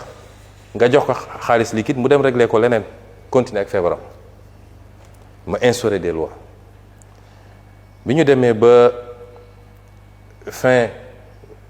mi-2025 ñu gis ni y a des gaps ma bind ma ne le secrétaire général du gouvernement ma ne ko bindal le ministre des finances nga ne ko dañoo soxla ñu yokkal ñu parce qu'il y a des urgences. Les urgences c'est quoi? La primature est confrontée à un certain nombre de dépenses dont la prise en charge nécessite inscription dans la prochaine loi de finances rectificative. Ces dépenses doivent couvrir 940 560 000 destinés à l'acquisition de véhicules auprès de l'Office national de recouvrement des avoirs. Parce que dama toog bi ma ñëwee primature ba bi ma fay jóge daanaka jënd may oto ñun ay épave lañ fa fekk ay oto yu màgget parce que bi ñu supprimer primature tout le patrimoine de la primature dañ ko tasaare woon man bi ma ñëwee affaire étrangère ñoo ma jox oto bi ma doon circuler sama waa sécurité damay génn ak ñoom di dem Touba wala dem fii ñu paan ci autoroute de la Touba bi ñu wax ma leen du ma jënd oto parce que la situation du pays ne le permet pas ma toog ñu ne ma ONRAC l'Office national de recouvrement des avoirs criminels am na ay oto yu ñu saisir yu bëri yu bees tàq dañ koy jaay te oto bi ci nekk presque moitié prix lañ koy jaayee ma ne loolu c'est intéressant ma si yàgg ma ne daaj man daal xaalis biens yi ñu nangu ci ay nit dama ko xaw a seexlu mu dellu si ne ma yow ñun buñ ko jëndul keneen na koy jënd rek ma def calcul bu gàtt ma ne bien bi su ma ko jëndee permettre naa état am ay véhicules mais xaalis bi delloo naa ko ci état parce que on rek bu ko jëlee trésor public la koy delloo muy un montant de 940 millions pour 27 véhicules neufs des 4x4 mun naa la génneel cotation auto bu nekk mi ngi nii boo xam ne on rek moo ko def ma ne léegi passer par les procédures ba ñu am li ñu war a am yépp ils sont passés par les procédures ñu am délibération conseil d'administration on rek bi ñu notifié ñu ko ci la ñuy doog a jël auto yi pratiquement bi may jógee primature la ñuy livrer auto yi jotuma ko sax séddale muy 940 millions. Ensuite, 87 millions pour la couverture budgétaire du marché relatif à l'évaluation et l'audit technique et financier du programme décennal de gestion des inondations. 100 millions liés à la prise en charge des activités du comité de commémoration du massacre des tirailleurs sénégalais de Thiaroye 44. Et enfin, 300 millions destinés aux travaux de remise aux normes du building administratif dans le cadre des dépenses liées au dédouanement et à l'installation de certains équipements. boobu amoon nañu fi sax début d'incendie encore fii ci building bi yàggu la ñu ne ñu il faut ñu terminer liggéey bi parce que gis ngeen conditions yi ñu ko récupérer c'est ça li ñu demandé augmentation amu ci dërëm boo xam ne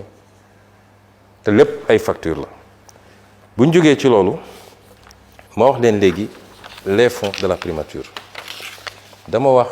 le DAGE ma ne ko 15 bu ñuy génne donte kenn du ko contrôler dama bëgg mu am traçabilité tey je lance un défi dégg naa ay waa société civile ne on demande ñu wax ñu rendre public fonds wu primature pourquoi commencé wuñ ci présidence de la république xam nga mauvaise foi weesuwul loolu Sénégal nit ñi doy nañu waar jiitaluñu yàlla ci leen dañuy cibler benn nit bëgguñu ko parce que man awma affaire ak ñoom en réalité man fricoté wu ma ak ñoom jëflante wu ma ak ñoom parce que dama nekk ci sama siège ñu nekk seen siège am ñoo xam ne mosuñoo dem ne peuple bi faites-moi confiance confiez-moi le pays mais jàpp nañ ni ku toog ñoom ñoo war a diriger ñoom ñoo la wax naka ngay yore réew mi loolu nag ce sera pas avec Ousmane Sonko loolu tax nga gis seen il ne me supporte pas mais tant mieux mais ku naan kay tu veux la transparence sur les fonds commencez par le plus gros fonds et je lance un défi ici nañu teg disposition bi ne les fonds ne sont soumis à aucune justification nañ ko lever ñu jël les 10 dernières années les fonds de la présidence les fonds de la primature ñu ñëw ñu andi IGE wala Cour des comptes mu càmbar ko je serai le seul à justifier chaque centime fan la dugg dégg ngeen fii ñu bëri bi ñu leen ne fan nga jëlee xaalis dañ ne dama doon gérer ay fonds gérer fonds taxul nga am xaalis parce que fonds bi donte ne nañ duñ ko contrôler mais dafa am lu ko jublu woon mooy na dellu ci njëriñu askan wi c'est pas pour nga dugal ko sa poche wala nga may ko say mbokk wala nga dem defee ko politique donc je lance un défi na ko peuple bi demander exiger ko ñu ubbi un audit des fonds muy fonds politique muy fonds social fonds secret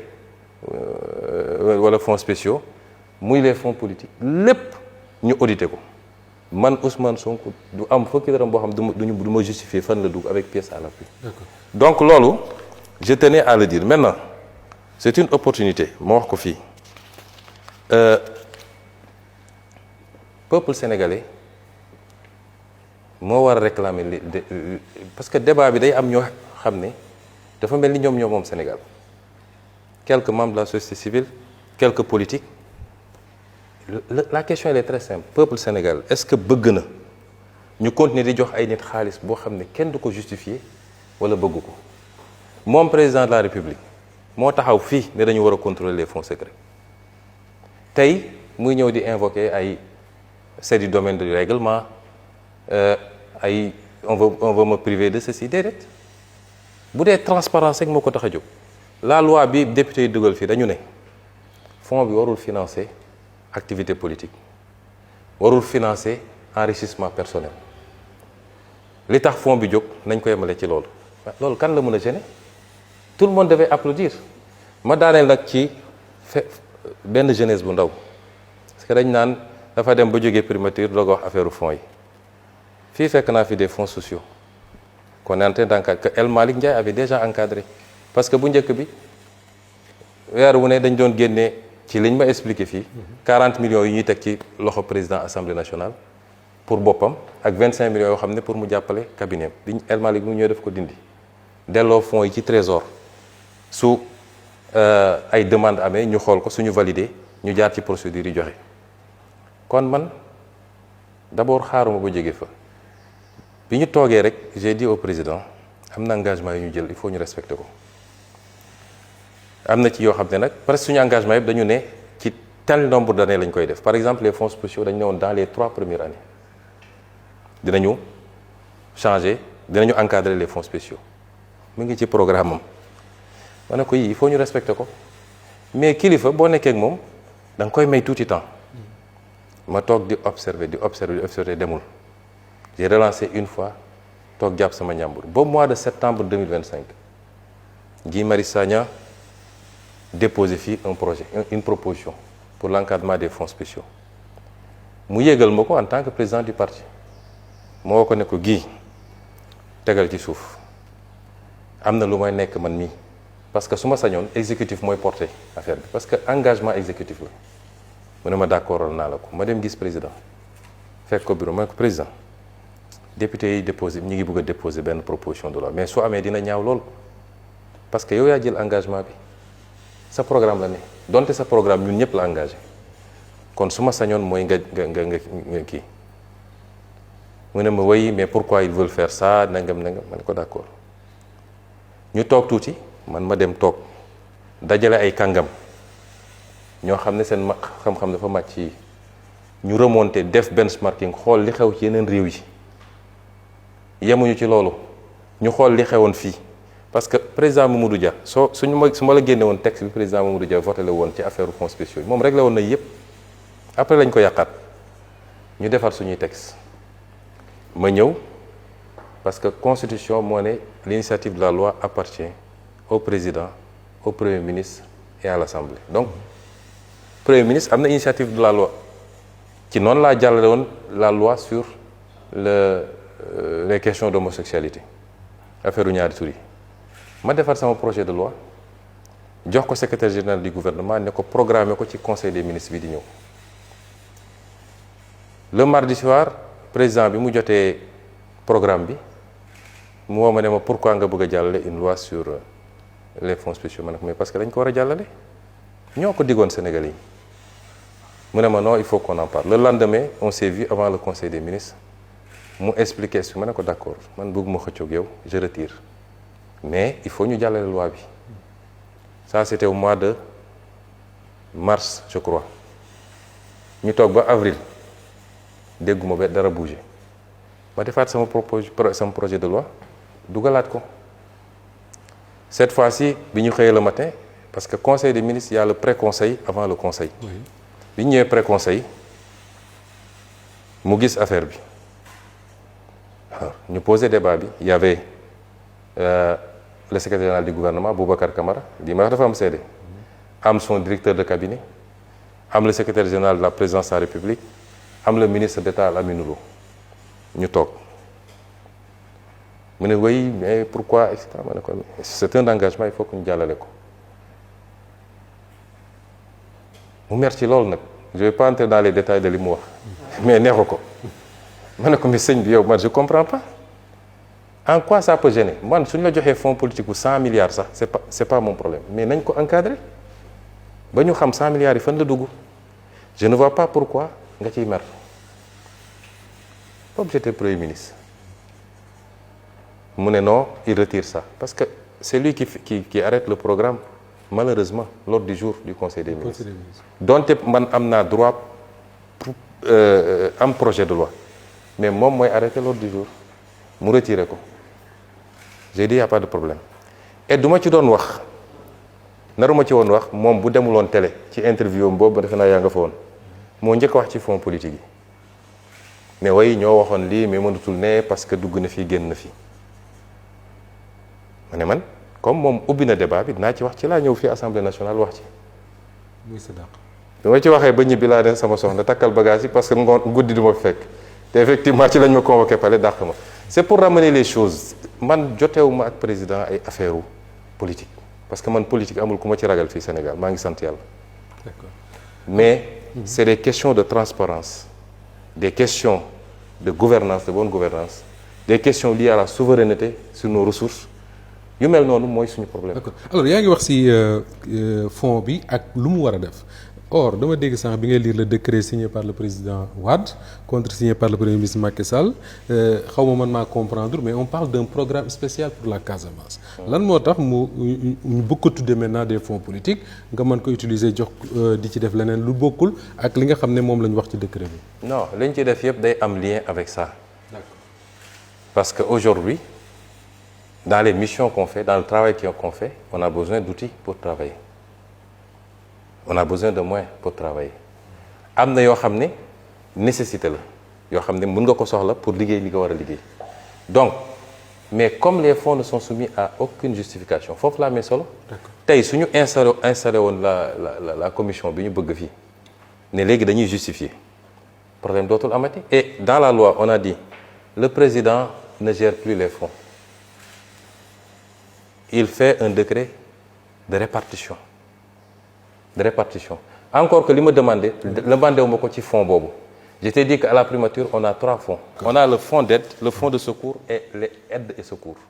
ces 3 fonds quand on dote vous voyez là quand on dote les lignes le fonds d'aide le fonds de sécurité et aide et secours boo leen boolee 270 millions 2 milliards 100 et 540 millions mooy les 2 milliards 900 donc c'est 3 types de fonds donc li ñuy demandé dañ koy dugal fii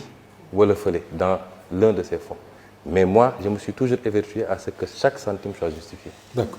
léegi li gën a jaaxal nit ñi mooy ci benn période yaa ngi doon tëkku képp koo xam ne dafa wax ne da nga am fonds te gis nañ ne si mujjantal ga yow ci sa bopp yaa ko révélé ndax loolu dafa amoon stratégie amalgame la dafa am ñu ne il a 7 milliards de fonds ma tëkku ne ku fi waxaat ni am naa 7 milliards de fonds ñu digaale ko parce que xam nga c'est un moyen peut-être dañoo jaawale woon sama fonds ak fonds présidence de la République c'est moins l'existence de fonds que le fait que ñu may allouer des montants yoo xam ne man awma ko peut-être ci wax ji détaillé wu ma wala eggu ma mais des gens sont sortis ici ils disent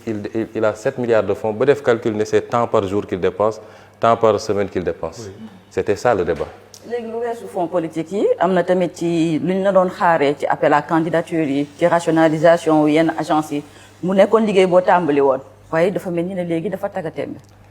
dañ ma dàq balaa ma koy yeggali su ngeen seetee conseil des ministres mais ndax li nga ci am taxawaay. su ngeen seetee conseil des ministres tout le travail avait été fait pour la rationalisation des agences les services qu'il faut supprimer les services qu'il faut fusionner lépp pare na on avait donné rendez-vous au mois de juin pour finaliser génne lépp malheureusement avant le mois de juin moi j'ai quitté là-bas mais l'administration est à une continuité te ki fa nekk premier ministre bi may door liggéey bi moom moo ne woon sama secrétaire général donc xam na ko lu ñu togg nag ba mu ñor des lu dul yàq wax dëgg yàlla bu dee ki togg dafa am urgence dem keneen mën na ñëw yàq mais le travail a été fait. mais gëm nga ne dinañ ko yàq. ça mënuma ci sori. man ci fonds yi dama bëgg benn précision par rapport ak parce que ci ma juumul le 22 mai 2026 nga révélé woon ni am nga ay fonds yu toll ci 1 milliard 770 millions. Exactement 1 milliard 770 millions. Maintenant problème bi man foofu moo jaxase sama xel ak ñu bari ci sénégalais mooy dafa am kenn ci gouvernement bi ko génn ku ne 1 milliard 710 millions yi par trimestre la. suñu sukkandikoo ci loolu moom dafa ne par trimestre. waxul te dëgg bu ma defee le calcul mooy 7 milliards 80 millions. non waxul loolu dëgg abi sénégalais bëgg nañ mu leer parce que dañ ne chaque ñetti weer da ngay demander yow 1 milliard 710 millions. waxul dëgg xoolal moi je vais vous montrer une chose gis nga lii c'est les états 2025 2026 2024 man ça c'est les états tirés du trésor le montant global à la fin mi ngi nii li ma annoncé moo fi nekk et vous voyez que rubrique par rubrique à chaque fois qu'on fait une sortie on a dit fan la dem donc c'est pas trimestriel c'est pas mensuel c'est même pas semestriel c'est annuel désintoxication bi nekk ci dëkk bi parce que dañu toll foo xam ne man duma dem parce que ça sert à rien ngay dem naan maa ngi yóbbu nit ñi justice bis bu ne nit xëy wax lu toll ni àdduna ci Ousmane Sonko mais jaru ko parce que da nga koy may buzz te du mujj fenn dañ koy jàpp yóbbu bàyyi ko mu dem donc c'est pas la peine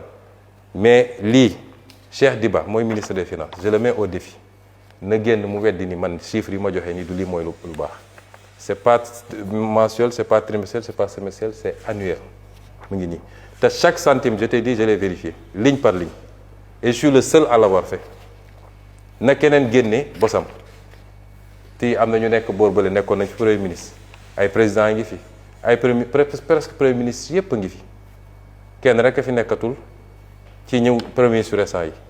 kenn mënu la génneel une justification de l'utilisation de ces fonds personne. Et déclaration de patrimoine bi parce que votre patrimoine fait l'objet de beaucoup de spéculations maanaam ci kalam li ñu ciy wax dafa bëri Ousmane Sonko am na lii Ousmane Sonko am na lële. amiin ndax sa patrimoine dafa am yow loo ci nëbb bëggoon nañu ko xam ak ndax aujourd'hui da ngeen a xaar ba le président de la République ne nañu étendre la déclaration de patrimoine rendre ko public ci njiitu pencum ndaw réew bu Sénégal ak njiitu primature pour que ngeen plier wu ci. le débat mooy est-ce que président dafa xaar ba ñu imposer ko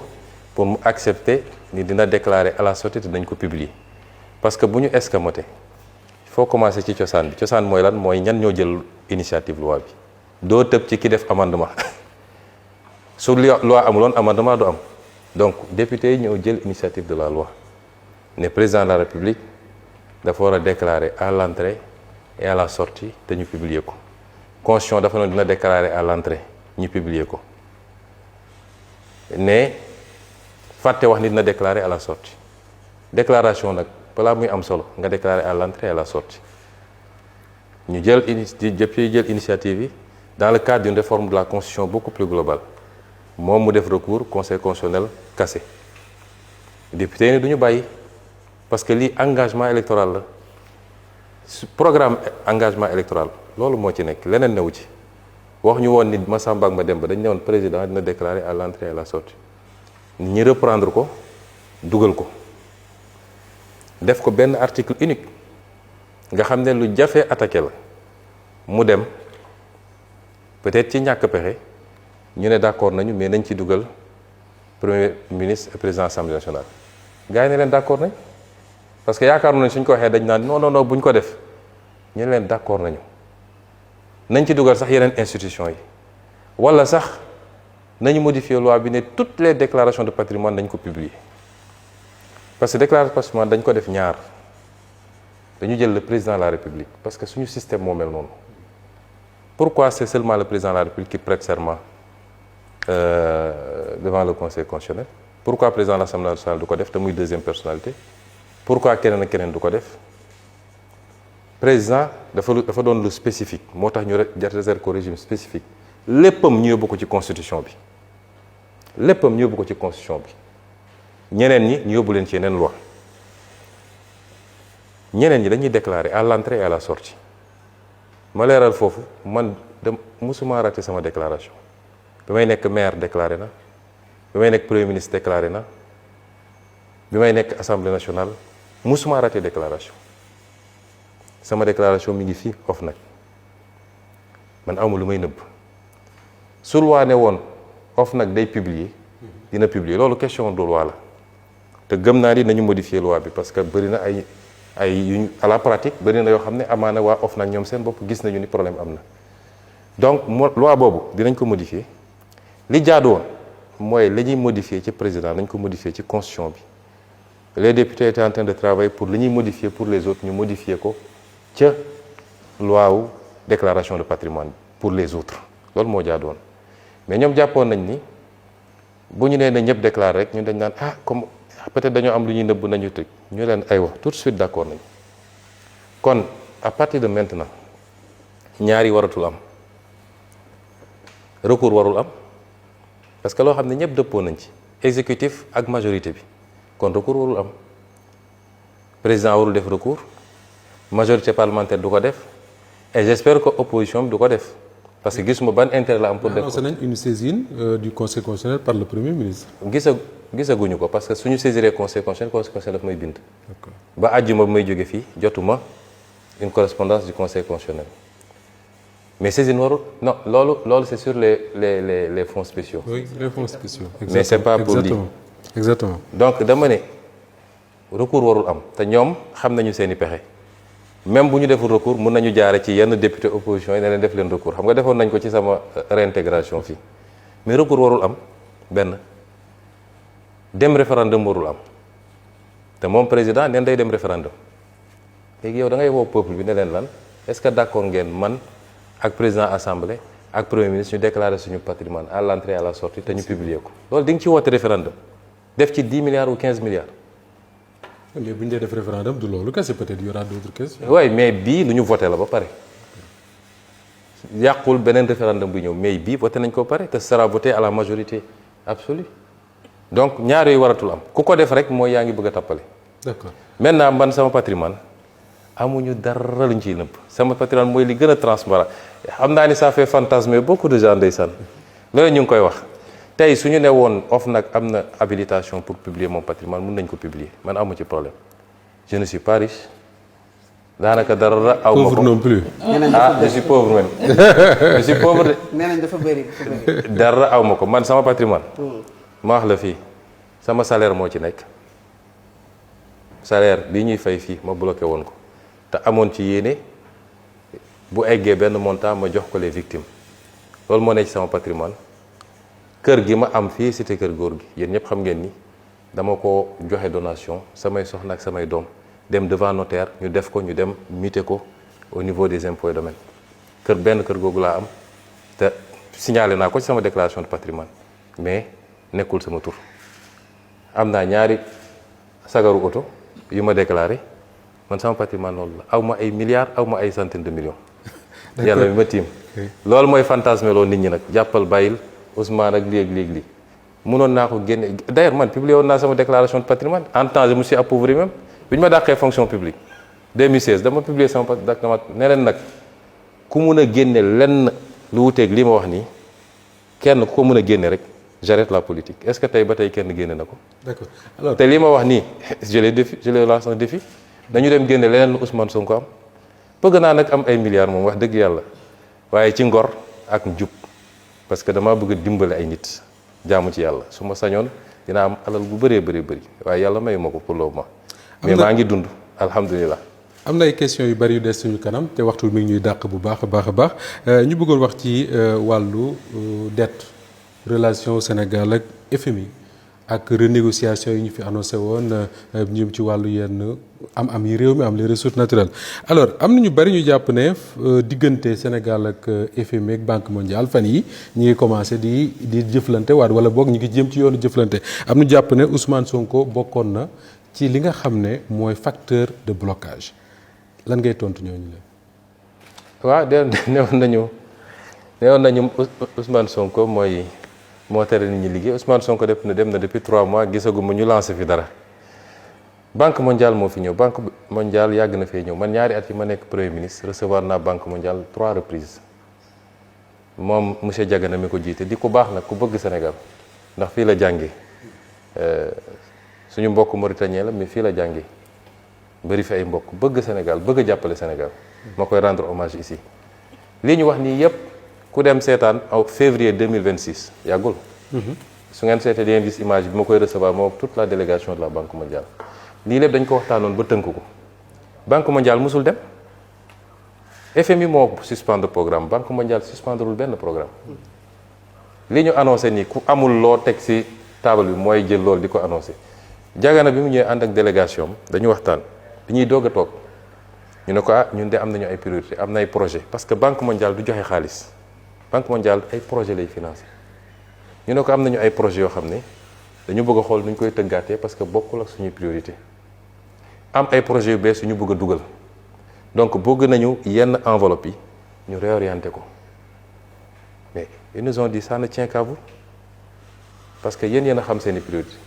ñu commencé ci liggéey boobu avec le ministère de l'économie ministère des finances ainsi de suite ñëw nañ fi ñetti yoon ma recevoir leen bu ci mujjee février bii la kon dara beesu fi dara changé wu fi en réalité le vrai problème mooy li ñu bëgg ñoom programme avec FMI parce que looloo bloqué réew mi c'est pas une histoire Banque mondiale mosul dem Banque mondiale daan toog sax ñu am ñoom ay pays fu mel ni Bangladesh ñu annulé fa ay programme dañ may yégal ne ma Sénégal na gaaw dugal dossier parce qu'il y a des crédits yu ñu annulé feneen dañ ko war a dugalaat Sénégal ils ont toujours été là dara beesu fi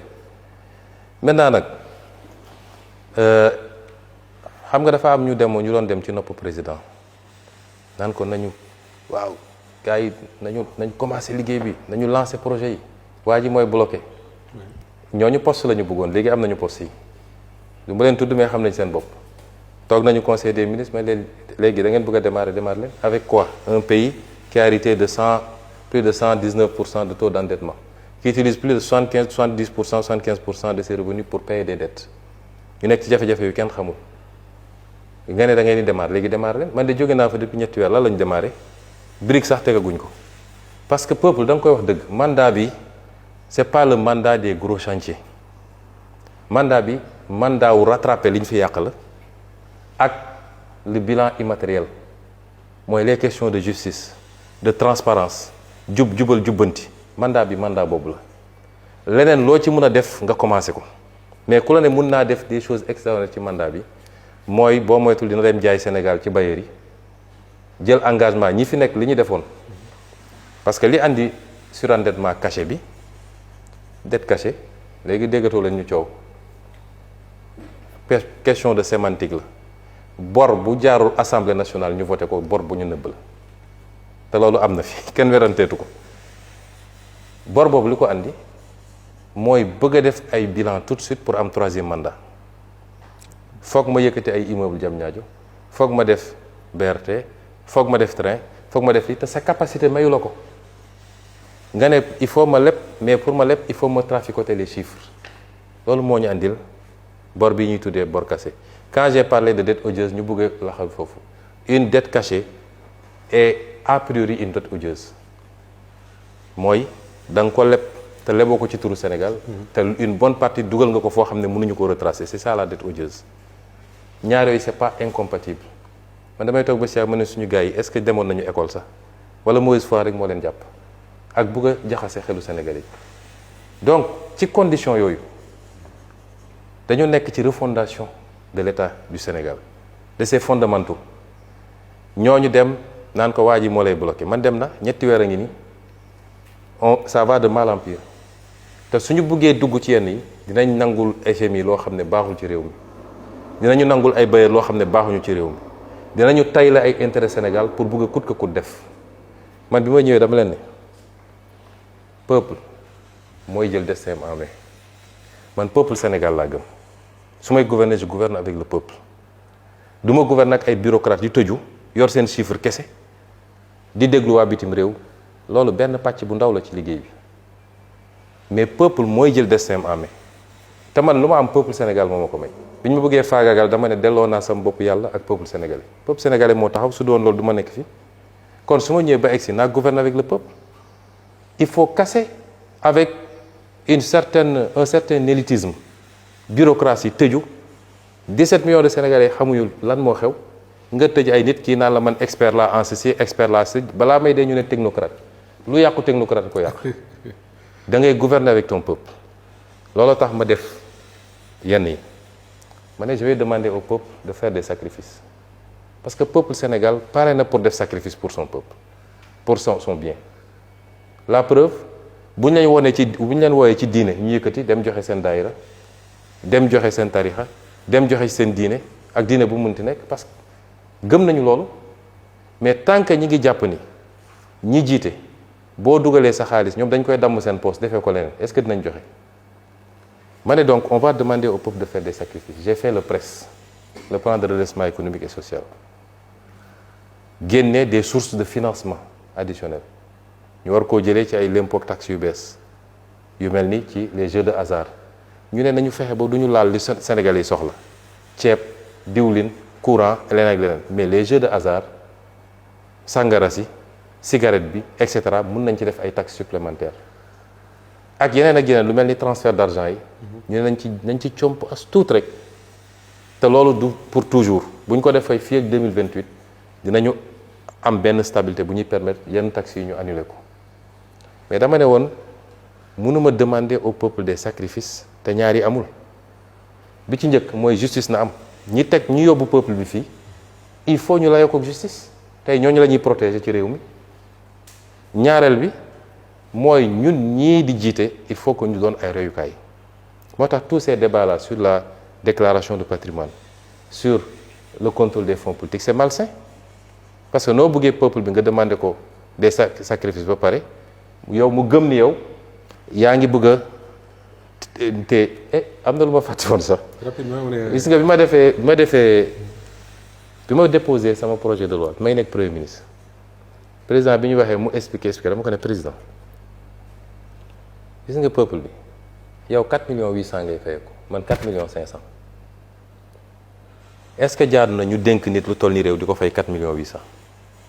les anciens présidents 9 millions la ñuy fay ko le président en activité 4 millions 500 lay fay ko ma ne ko est-ce que xam nga li tax ça ne pose problème à personne parce que askan dañu jàpp ni ñun yor nañu caisse noire boo xam ne ay milliards la kon soxlawul sax ñu ñuy fay salaire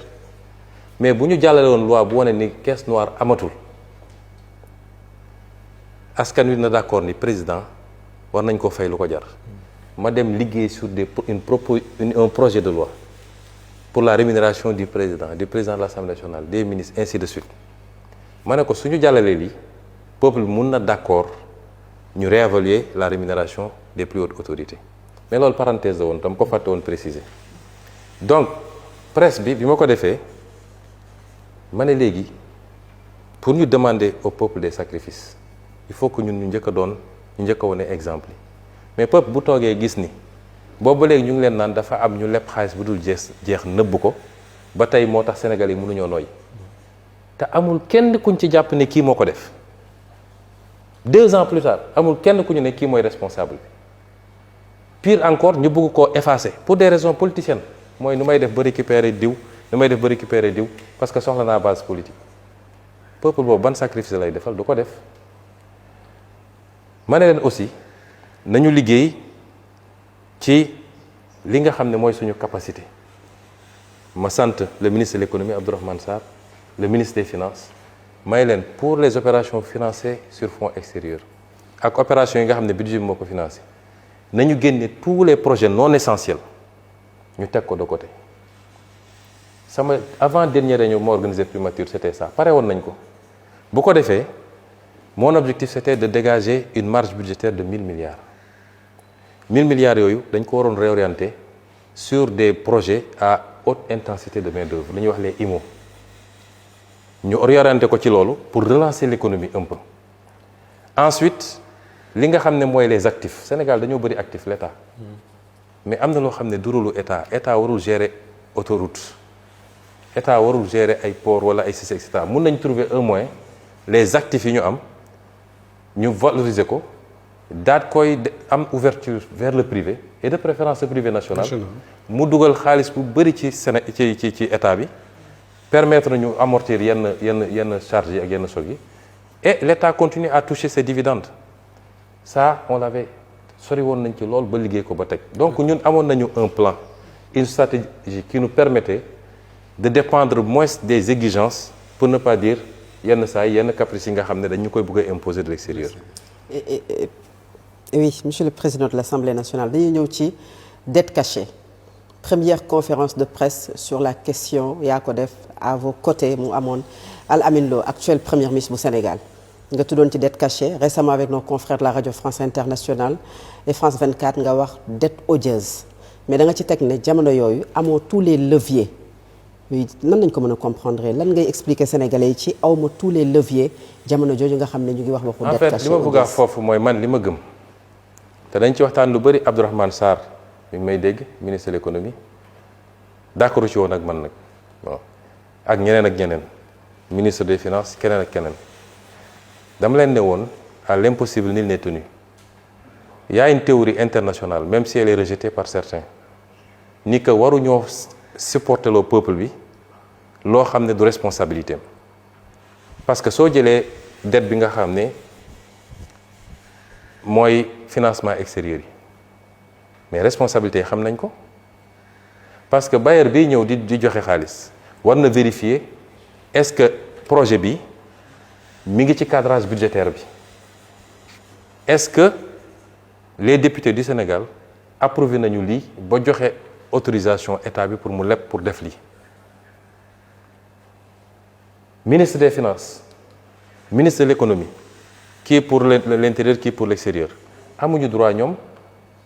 di valider des financements yoo xam ne nekkul ci cadrage budgétaire boo xam ne ñoom ñoo ko def andi ko assemblée ñu voté ko ba ci cour suprême parce que su ñëwee dañuy yóbbu cour suprême ñu ne ko vérifier est-ce que amul problème juridique bu am le seul problème juridique bi ñu war a wax mooy cour suprême day vérifier la loi de finances initiale ou rectificative mu xool est-ce que ces crédits sont inscrits au nom de quoi cour suprême di autoriser ne gisuñu benn problème alors que c'est pas inscrit il y a une chaîne de responsabilité ma ne nag war nañu woo tous les responsables ñu ne leen pourquoi ngeen def li en méconnaissance ou en violation de la loi deuxièmement bor bi nga xam ne leer nañu c'est une dette odieuse mooy non seulement lebuñu ko ci turu Sénégal muy une dette cachée mais am na ci yoo xam ne soo lire rapport Cour des comptes y a des montants yoo xam ne kenn mënul gis fan la dugg loolu dama ne man je refuse de payer ça loolu laa doon wax j'avais pas tous les je leur ai dit on doit refuser de payer ces dettes là on me dit soo ko deful sa réputation day yàqu sur l'international les gens vont fermer tous les marchés etc etc j'ai dit non on peut s'en défendre parce que c'est une théorie boo xam ne même au niveau des instances internationales les plus élevées dañ koy wax mais leen donc man mënuma bor bu mel nii nga xam ne ñëpp am nañ ci responsabilité ki lebale ki leb ñi ko dox ñi ko waxaale ñëpp am nañ ci responsabilité ba mu des le peuple sénégalais parce que yëgul ba pare ñu ne peuple sénégalais bi yow yaa ko war a fay. D'accord. Ma ne donc cette partie là man si j'avais les leviers parce que mënuma ko def en tant que premier ministre sous président de la République validé wul si j'avais les leviers ñu nangul ma ko damay seggi partie bor boobu ma ne soit du ma ko fay wala du ma ko fay léegi du sama priorité maa ngi koy teg fii ma lijjanti samay problème bu situation bi amélioré wu mun naa xool ni ma koy fay mu ànd ak nag justice ci ñu def guuta gu toll noonu c'est ça que j'étais en train de dire mais xam nga dans le cadre d'une interview de 25 minutes de mënoo développer yenn yi ñu jël ko nag yóbbu ko fu mbir mi yeggul. Monsieur le Président de l'Assemblée nationale dafa mel ni wax ju bi xoj nañu ba tax na dañuy jàll rek ci 4e thématique bi ñu tànnoon muy wàllu vie politique tey jii dafa mel ni ne Sonko nekkatul Diomaye nekkatul Sonko ndaxte président de la République taxawal na partem muy kiiraay ñu gis ñu bëri di màbbeekoo ca Pastef di dem kiiraay ndax loolu benn du nasaxal parti bi wala nekk na loo xam ne danga ko doon sóoraale. bu ñu bëggee xam ndax nas na la parti bi kay nañu woote élection yi Pastef de te gëm naa ni doole gi mu am tey amu ko woon at ci gannaaw wala ñaareet wala 5 ans ci gannaaw doole gi Pastef am tey xam nga dafa am ñaar jël quelques sites internet yooyu di leen fay bu ñu nee diw nee na dem na ci côté bële rek nit koo xam ne yow ba keroog bi ñu naan dem na yow xamoo ko woon en tant que journaliste musoo ko gis musoo gis activité politique am xoolal Pastef ban kàngamu Pastef moo dem fi mu ne nii sama bureau politique sama nu mu tudd conseil national ban kàngamu Pastef boo xam ne yow mu am tour ci politique am base politique moo dem gisagoo ko ban kàngam la bokkul ci bureau politique nekkul ci benn instance su parti bi te gagné gu fi élection bu ma xam ban kàngamu parti bi ngeen gis ñu ne dem na amut te bis bu ne njaayam carte gii rek da ngay gis ñoo xam ne dañ la naa mosuma woon xalaat nit naa def politique mais jël naa décision ñëw parti politique dans quelque temps on va annoncer li ñu am ci njaayam carte bi di ngeen xam tey Pastef est le premier parti du pays sama sortie bu ndaw bu ma def rek ban leader mooy génn am juróomi nit yu ko topp gisagoo ko fi kon def de la propagande chaque jour ñu ne Massamba dem na Mademba dem na nañu woote les élections de janvier 2027 parce que en matière politique il y a que les urnes de vrai fa la ñuy xamee kenn ku nekk li nga peese ñi wóolul seen bopp nag ba ne pareeguñu ña ngay tabax ñoom la ñu war a xool seen affaire man su ma sañoon dañuy def élection anticipée dañ koy def mois de septembre wala octobre dañuy def élection bu gaaw a gaaw parce que dama waxoon ni bu may lancé le 8 novembre 2025 dama ne clarification politique fi mu ne nii pare nañ clarification politique bi clarification électorale moo des te ñun foofu la ñu bëgg a jëm Pastef du fi moroomu benn parti politique ñi ko fi njëkk a juddu bëri na ñi ko fi ëpp jaar-jaar bëri na waaye du fi moroomu benn parti politique loolu man maa la ko wax fii tey te yow sax xam nga ko. ci parti politique Pastef boobu laay des di ngi en perspective des élections locales possibilité dissolution de l'Assemblée nationale peut-être bu amee Pastef en 2022 dafa defoon le choix de compromis électoraux mun naa ko tuddee noonu par exemple il y a certaines zones Pastef dafa ko cédé à des alliés parfois mu jur sax des frustrations dans certaines zones mun na jël Grand Yoff ou bien dans d'autres localités yi nga xam ni dañu dem soutenir l'autre camp bi nga xam ni Pastef dafa wuuteeg Pastef choix bi bu defoon jox ko des alliés. Est-ce qu'en perspective de 2027 bu dee élection am na Pastef mën nañ xaar des décisions wala est-ce que selon l'expérience bi Pastef subir avec ñenn ñu mu tànnoon ñu dem rallier beneen camp dafay am un changement de paradigme par rapport au choix est-ce que da ngeen di dem vers une consultation de la base ou des primaires wala finalement bu yéen kilifa yi waree tànn ban choix ngeen di def pour que des frustrations bañ a amaat comme ni mu amee woon en 2022. non du ma la wax nag suñu stratégie électorale fi mu toll nii teel na lool. mais daal incha allah élection bu ñu dëgmal moom man am naa certitude ni nañ ko gagner largement stratégie bi nag teel na pour ñu ciy wax lu ñu liggéey la lu ñu nas la ba toog nun pare nañ bu yàgg ak élection bu munti am législative présidentielle locale pare nañu bu yàgg la ca des nag mooy li fi xewoon man awma ci benn regret xam nga man damay sant yàlla parce que man lépp dama koy delloo ci moom te fu ñu jaar rek boo jëlee recul tuuti di nga xam li tax yàlla jaareel la fa donc man alliance yi ñu mës a def yëpp awma ci benn regret am naa ci nag expérience bu ma tiré mais awma ci benn regret parce que c'est cette somme là qui a fait de Pastef ce qu'il est aujourd'hui moo jox Pastef doole bi mu ko jox moo tax sénégalais yi xool ba gis ni fii benn parti bu constant lañ fi gis ci doxalinam ci jëfam ci waxam ak ni muy doxalee ku mu ànd ak parce que Pastef musul trahir nit musu koo def Pastef am na générosité sédd mais wàññiwuñu dara parce que yàlla booy def ngir yàlla rek yàlla moo lay fay lu ko ëpp moo tax man du ma nekk ci non maintenant on tire dem nañu élection législative en 2024 fàtte bu ko fàtte Pastef am na nu mu demee ci élection tekkiwul ni am na ñoo xam ne bokkul ci ñun te pourtant ñi ngoon ci liste Pastef gis nga fii bruit bee fi bëri rek mais 80% ou 90% ñi fi wax ñi fi yor sax ndomba tànk bu desoon lu dul dem élection bu leen Pastef ne ñëw leen ma dugal la sama liste nga nekk candidat bi keneen ku leen woo duñ la wuyu parce que ñi xam ni xeex bi du am te ku jàkkaarloog Pastef mun nga gagné waaye xeex bi day métti kon du ma détailler fii suñu stratégie mais retenez que incha allah on est en train de se donner les moyens pour gagner toute élection à venir. adhésion maanaam ñoo xamante ne dañu jóge Pastef dem Kiraay dañu gis ne ñenn ñi dañ leen di génne ci groupe WhatsApp yi des coordonnateurs également sont changés ou remplacés même dans certaines localités ki nga xam ne nag moom la olof di wax ndayu mbili gi muy le président de la République Bassirou Diomaye Faye membre du parti Pastef président du parti Kiraay moom ban décision la ci Pastef di jël. waaw mais sàcc bu dara yàqu di nelaw loolu moom xam nga ba léegi gisagoo une décision officielle du parti au sommet d'exclusion de quelqu'un base yi nag ñoom xam nga base yi ni ñuy fonctionner gisagooñu bureau bi réunir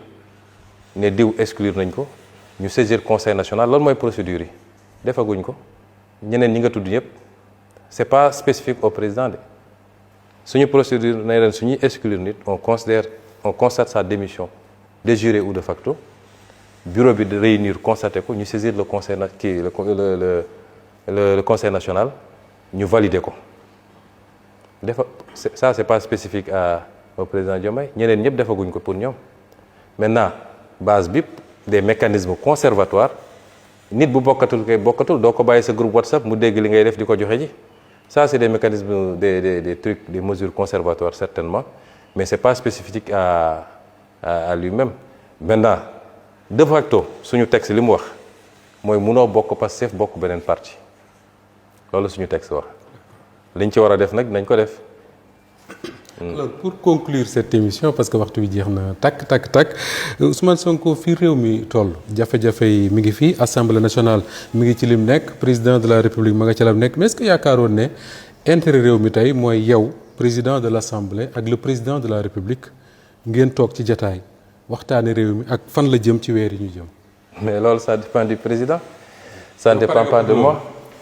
su dee wax institutionnellement ci réew mi institutionnellement xam nga dialogue des institutions mi ngi am tous les jours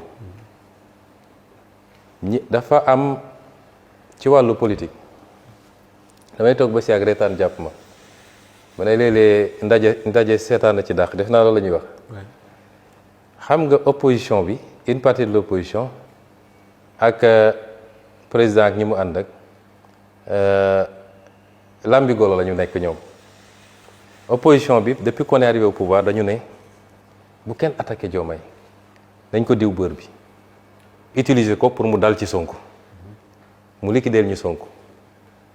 bu loolu amee ba pare nag ñun ñu jàkkaarloog moom parce que ñoom gëm nañ ni moom doy leen ndékki ñoom ci loolu lañ ne woon moo tax pendant 2 ans ba tey ji sax dañu am problème léeg-léeg ñu xaw a feqatiku waaye seen problème yëpp c'est Sonko ñu ne ci ndeysaan ba jékki-jékki rek ximmilu ko gis ni waa ji mi ngay jël seeni maire ñu ne nag mbir mi doy na waar ci la ñu commencé rek di wëlbati ku ne dañ koy critiquer ak di réclamer élection ak yu kenn xamul ñun nag nous sommes au balcon comme disent les jeunes parce que ñun mun nañ ñu wàññi lu toll ni tarfatayn au contraire dañ ñoo yokk ba kenn xamul fu ñu toll actuellement léegi nag ñu ngi leen di seetaan ñoom seen biir ci cadre boobu la ñu poussé peut-être président ak yenn ci àndandoom yi nga xam ne fu ñu mës a nekk yàq rek lañ fa nekkee di ko pousse à l'extrémisme soo seetee seen discours yëpp man damay xoolal seen élément de langage ñeneen ñoom ñooy les institutions ñoo respecter les institutions soi-disant Pastef ak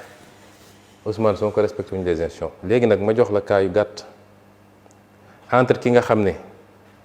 yaa ngi faire poser des incertitudes sur la tenue d'élection yoo xam ne date bi loi moo ko teg yaa ngi dàq ay nit uniquement parce que ànduñoo ak yow ci politique te pourtant xam nga ni ils sont compétents di leen remplacer ak ñoo xam ne mar d'Italie yaa ngi wañ loxo institution li ma wax président xam ne li ma wax di ko def looloo xam ne c'est en violation de la constitution nga xam ne loolu mënoon lañ la ci topp haute cour de justice bu garaaw la entre kii def loolu yépp ak ki nga xam ne li muy def yépp mu ngi ko teg dans le cadre de ses attributions constitutionnelles kan moo respecté wul constitution en réalité su nit demee nga nekk président de la République dem ba ne fi ma toog nii laa xam ni mbir mi c'est pas le peuple c'est pas les foules parce que yow amoo peuple amoo foule ñemewoo sax génn ci foule yi parce que ragal nga ñu sonkoriser la nga ne léegi mbir yi c'est pas les peuples c'est pas la foule alors que la foule moo la fal nga ne mbir mi c'est les institutions loolu foo ko dégg rek fi ñu bëgg a jëm baaxut. D'accord. mooy utiliser les institutions contre d'autres personnes qui détiennent la légitimité jël ay institutions di leen jouer le rôle li nga mënul am ci politique nga ne na ma ko institutions yi defal nañ ma dalal ci kaw diw nañ ma éliminer candidature diw foo dégg ko wax loolu rawatina président de la République mooy moom xam na ni élection mënu faa dem am dara léegi nag naka laay instrumentaliser te li ñu dal diggante 2021 ak 2024 yëpp lan la woon instrumentaliser les institutions contre la légitimité ndax yàlla xam na ni légitimité bi yàlla Pastef la ko joxoon ak Ousmane Sonko la preuve bi ñu demee ba gàllankoor Ousmane Sonko Sénégal yëpp dañ doon wax ni su désigné woon Buri Jaxate sax mu nekk président xam naa ni sax présidente laa waroon désigné moo gënoon wóor mais loolu lañ doon wax nga utiliser les institutions contre la volonté populaire yooyu la gars yi di bëgg a toggaat di ko andi ak essayer utiliser naan diw moom dafa yaru diw yaru gis nga ñun soxlawuñu yar ak ñàkk yar fii kenn ñàkk ko yar man de kenn du toog ba dégg ma saaga wala ma xaste am naa nag sama fulla am naa sama tempérament ku nekk ni yàlla bindee damm los ak laxal baat taxul nit yaru li nit di def ci suuf ñun lu ñu soxla mooy la ñu wax a teg askan wi nit ku ko respecté loolu rek la ñu soxla leneen yépp ay détails la man su ma woon président boo xam ne sax day xëy di sànni ay tànk te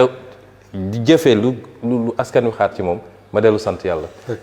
argument yi ñuy utiliser yépp dafa am lu ñuy préparer c'est des arguments préparatoires man nag dinaa la wax dialogue des institutions fa laay daanele dialogue des institutions mi ngi am tout le temps ndax chaque jour su proposition de loi amee damay bind président mu tontu ma bu dee commission d'enquête damay bind ministre de la justice mu tontu ma président bu buggee envoyer projet de loi da koy envoyer fii ñu gérer ko bu ma nee lii c'est urgent ma programme ko en urgence su dee baax na ci réew mi ñu woteel ko sans hésiter donc dialogue boobu am na te xiiroo amul ngaayoo amul bu ñu demee ba jàpp ni d'accorduñu am na àttekat président mën na ko fa yóbbu député yi mën nañ ko fa yóbbu kon problème amul mu des nag diggante moom ak man bi ñuy mujjee wax am na lu ma ko wax bu la gaa yi ngem nax la ne la demal dal ci kaw Ousmane Sonko mënoo ci am ndam benn ñaareel bi mënuma laa yéene lu bon te duma la mus a def lu bon wala lu ñaaw réew mi ñoo ko bokk lu munti am même su ma nekkuloon dara ci réew mi dem toog boo ma woowee laaj mi sama xalaat ma ne lii moo ci sama xalaat kon jàppal ni yéene bi ñu amoon ci yow ba andi la fii yéene googu tey mi ngi fi ba léegi te yéene gi du yow sa jëmm man tànnuma la parce que tu es le plus beau ou le plus jeune ou le plus sage su doon loolu wala damaa bokk ak yow deret su doon loolu am na ñeneen ñu ma mën a tànn mais yaakaar gi ma amoon ci yow c'est par rapport au pays le Sénégal man Moustapha lu ma booleeg nit rek Sénégal la mais c'est pas des questions personnelles nit mun na taxaw fii saaga ma xas ma et cetera taluma ko kon nous restons ouverts à discuter ci li nga xam ne mooy njëriñu réew mi te li ma gëm nag man tey benn verrou moo fi des mooy Assemblée nationale parce que gars yi dañoo 2 ans yi dañoo sonnoon lu bëri li ma téyewoon nga xam ne dañ ko boot xoolal suñu hydrocarbures yi fi mu ne nii yaakaar teranga nga xam ne man maa xeex taxawal commission de renégociation ñu liggéey ci ak ministre Birame Souleye xeex ba récupérer Yaakaar Teranga nga xam ne c'est l'un des blocs les plus prometteurs te ñu moom ko à 100%. ñu am lu ñu monté ak waa Petrosen Aline Gueye def ci liggéey mucc ayib ñu ne bloc yi léegi dootuñu ko jël di ko jox nit ñi nga yor ko pendant 25 ans 30 ans mais dañ koy jox suñu compagnie nationale moom mu def montage am essayer lever une partie des fonds out des partenaires techniques société turque seen dernier bloc bi ñu am noonu la ñu def tey soo amee sa bloc téye ko essayer mobiliser des fonds mun nga am ku lay defal forage mun nga am ku lay defal plateforme mun nga am sax koo xam ne après moo la koy gérer les pays Qatar ak ñoon la ñuy def ñun rek ñooy jël suñu bloc jox ko nit pendant 25 ans 30 ans ñu ne loolu léegi dootuñu ko def waa Petrosen liggéey ci schéma bu baax bi ma jógee primature ñu ñëw commencé ko jalgati ne léegi ñoom dañoo yàkkamti dañuy ut benn partenaire jox ko bloc bi Sénégal am ci entre 30-35% et 40%. Petrosen ñu génne ko ci lépp loo xam ne offshore bi la yóbbu ko ci onshore barki démb am na proposition de loi bu ma jot ay député bind ko envoyé naa ko président tontoogul proposition de loi bi dañu ne député yi ko bind dañ njëkk a dugal proposition de loi ne désormais le contrat pétrolier bu ñu ko signé ba pare dañ koy indi assemblée nationale pour assemblée nationale voté ko ñu andil ma ko toog tuuti dellu si waat ne ma bon lii suñ ko defee ñoom dañuy bañ dañ koy yóbbu conseil constitutionnel léegi nañu bàyyi président mooy approuvé par décret loolu moo ne ci texte bi mais ñoom ñu andiwaat beneen projet de loi ne entre la signature du contrat et l'approbation par voie de décret contrat bi dañ koy andi fii assemblée mu am débat en plénière non suivi de vote mais au moins ñu def débat peuple bi xam dans quelles conditions on donne ces envoyé naa ko président tontu xanaa kay loolu war nañ ko mën a nangu. D'accord. C'est le minimum service minimum la donc nous sommes prêts li nga xam ne mooy njëriñu réew mi ñu waxtaane ko mais li ma gëm man pendant 2 ans dañu dem ci nopp waa ji ne ko waa ji da lay bloqué waa ji moo tere bailleurs yi ñëw waa ji day lor ñi sa fa tey waa ji ba ni ma fa jógee système bi yépp dellu si waat nag foog ni mën nañ jël la ñu pertoon ci 2 ans yi benn bastion moo fi def mooy assemblée nationale moo tax ak lu munti am même en cas de dissolution sénégalais yi bu dee 130 députés lañ joxoon parce que dañ ko war a jox 140 parce que li mun a muccal Sénégal fii ak 2029 wallaahi yàlla mi ma tiim moo tax ma dama ko waat mooy assemblée nationale nekk ci loxo Pastef ñu téye ko téye bu dëgër bis bu ñu demee ba assemblée nationale rek ci Pastef réew mi dinañ koy yàq ci lu raw liñ doon xeex avant. jërëjëf nañ ko yàq yaxeet. jërëjëf Ousmane Sonko ñu bàyyi la nga tàggoo. waaw maa ngi leen di gërëm xam naa ni entretien bi xaw naa gudd mais c'était un exercice important pour faire le tour de la question et nous restons ouverts ñun lu ñu am communication moo ñu ko may presse bi am benn problème ak ñoom peut-être y a des considérations yoo xam ne mun na tax retenue am lay demee mais ñun amuñu benn problème nous sommes là pour communiquer avec le peuple à travers tous les leviers man amu problème communication su ma doon damay def live sama page Facebook sax Sénégal yëpp dina ko seetaani ji mais je loue le travail et la qualité du travail des journalistes que vous êtes toute la presse. L'Assemblée nationale reste une maison ouverte c'est la maison la plus fréquentée par la presse. Absolument. Aussi bien les plénières man sama bureau ça reste ouvert waxtam sénégalais yi ni fa laa bëgg a daanele yii suñu yitte la souveraineté moom sa bopp nag lu ñuy tabax la du luy jóge ci asamaan tous les fondamentaux yi ñu doon posé ci 2 ans yi ci loolu la transparence li ñëpp bokk ñu fexe ba gérer ko ci nu leer nañ ba kenn du ci jël lu mu ci moomut yooyu ay yitte la ci ñun c'est le fondement de notre combat politique te nag suñu bëggee Sénégal baax réew mu sa baax foofu la jaara ça ne s'invente pas ça ne se réinvente pas kon ñu ngi woo Sénégalais yi ci loolu te di continuer insister ci jàmm wax naa ko samay militants wax naa ko Sénégalais yi provocation yi dina bëri lool parce que nit ñi ragal nañu Pastef ragal boo xam ne ci wàllu élection jàpp nañ ni fii ak ñuy egg élection il faut ñu ut nu ñu créer conditions yu amoon entre 2029 et 2023 ay li ci gën a métti mooy ay nit yu soqeeku ci ñun ñooy togg loolu léegi ñun jàmm rek la ñu woote xeexuñu xuloowuñu dóorewuñu ku ñu dóor baal nañ la ku ñu saaga baal nañ la demuñu justice sax la ñu laaj rek mooy nañu dem ci élection yi sénégalais yi clarifier les choses. d'accord Ousmane Sonko président bu assemblée nationale bu Sénégal njiital Pastef ñu ngi lay gërëm bu baax a baax àndoon tey ci waxtaan wi ak Fatou Abdou Ndiaye Solo Média Fatou jërëjëf Buri Jaxate bu Xalaat TV ak Ndeye Mariam Ndiaye bu Sud FM seen rajo mbokk yi yéen ñi doon ñu déglu ci Sud FM di seetaan ci Solo Média Xalaat TV Walf TV ak toutes les autres plateformes yoo xam ne mën ngeen ci doon seetaan ñu ngi leen di gërëm bu baax a baax di leen jox dig daje ba beneen yoon incha allah rabbi jërë ngeen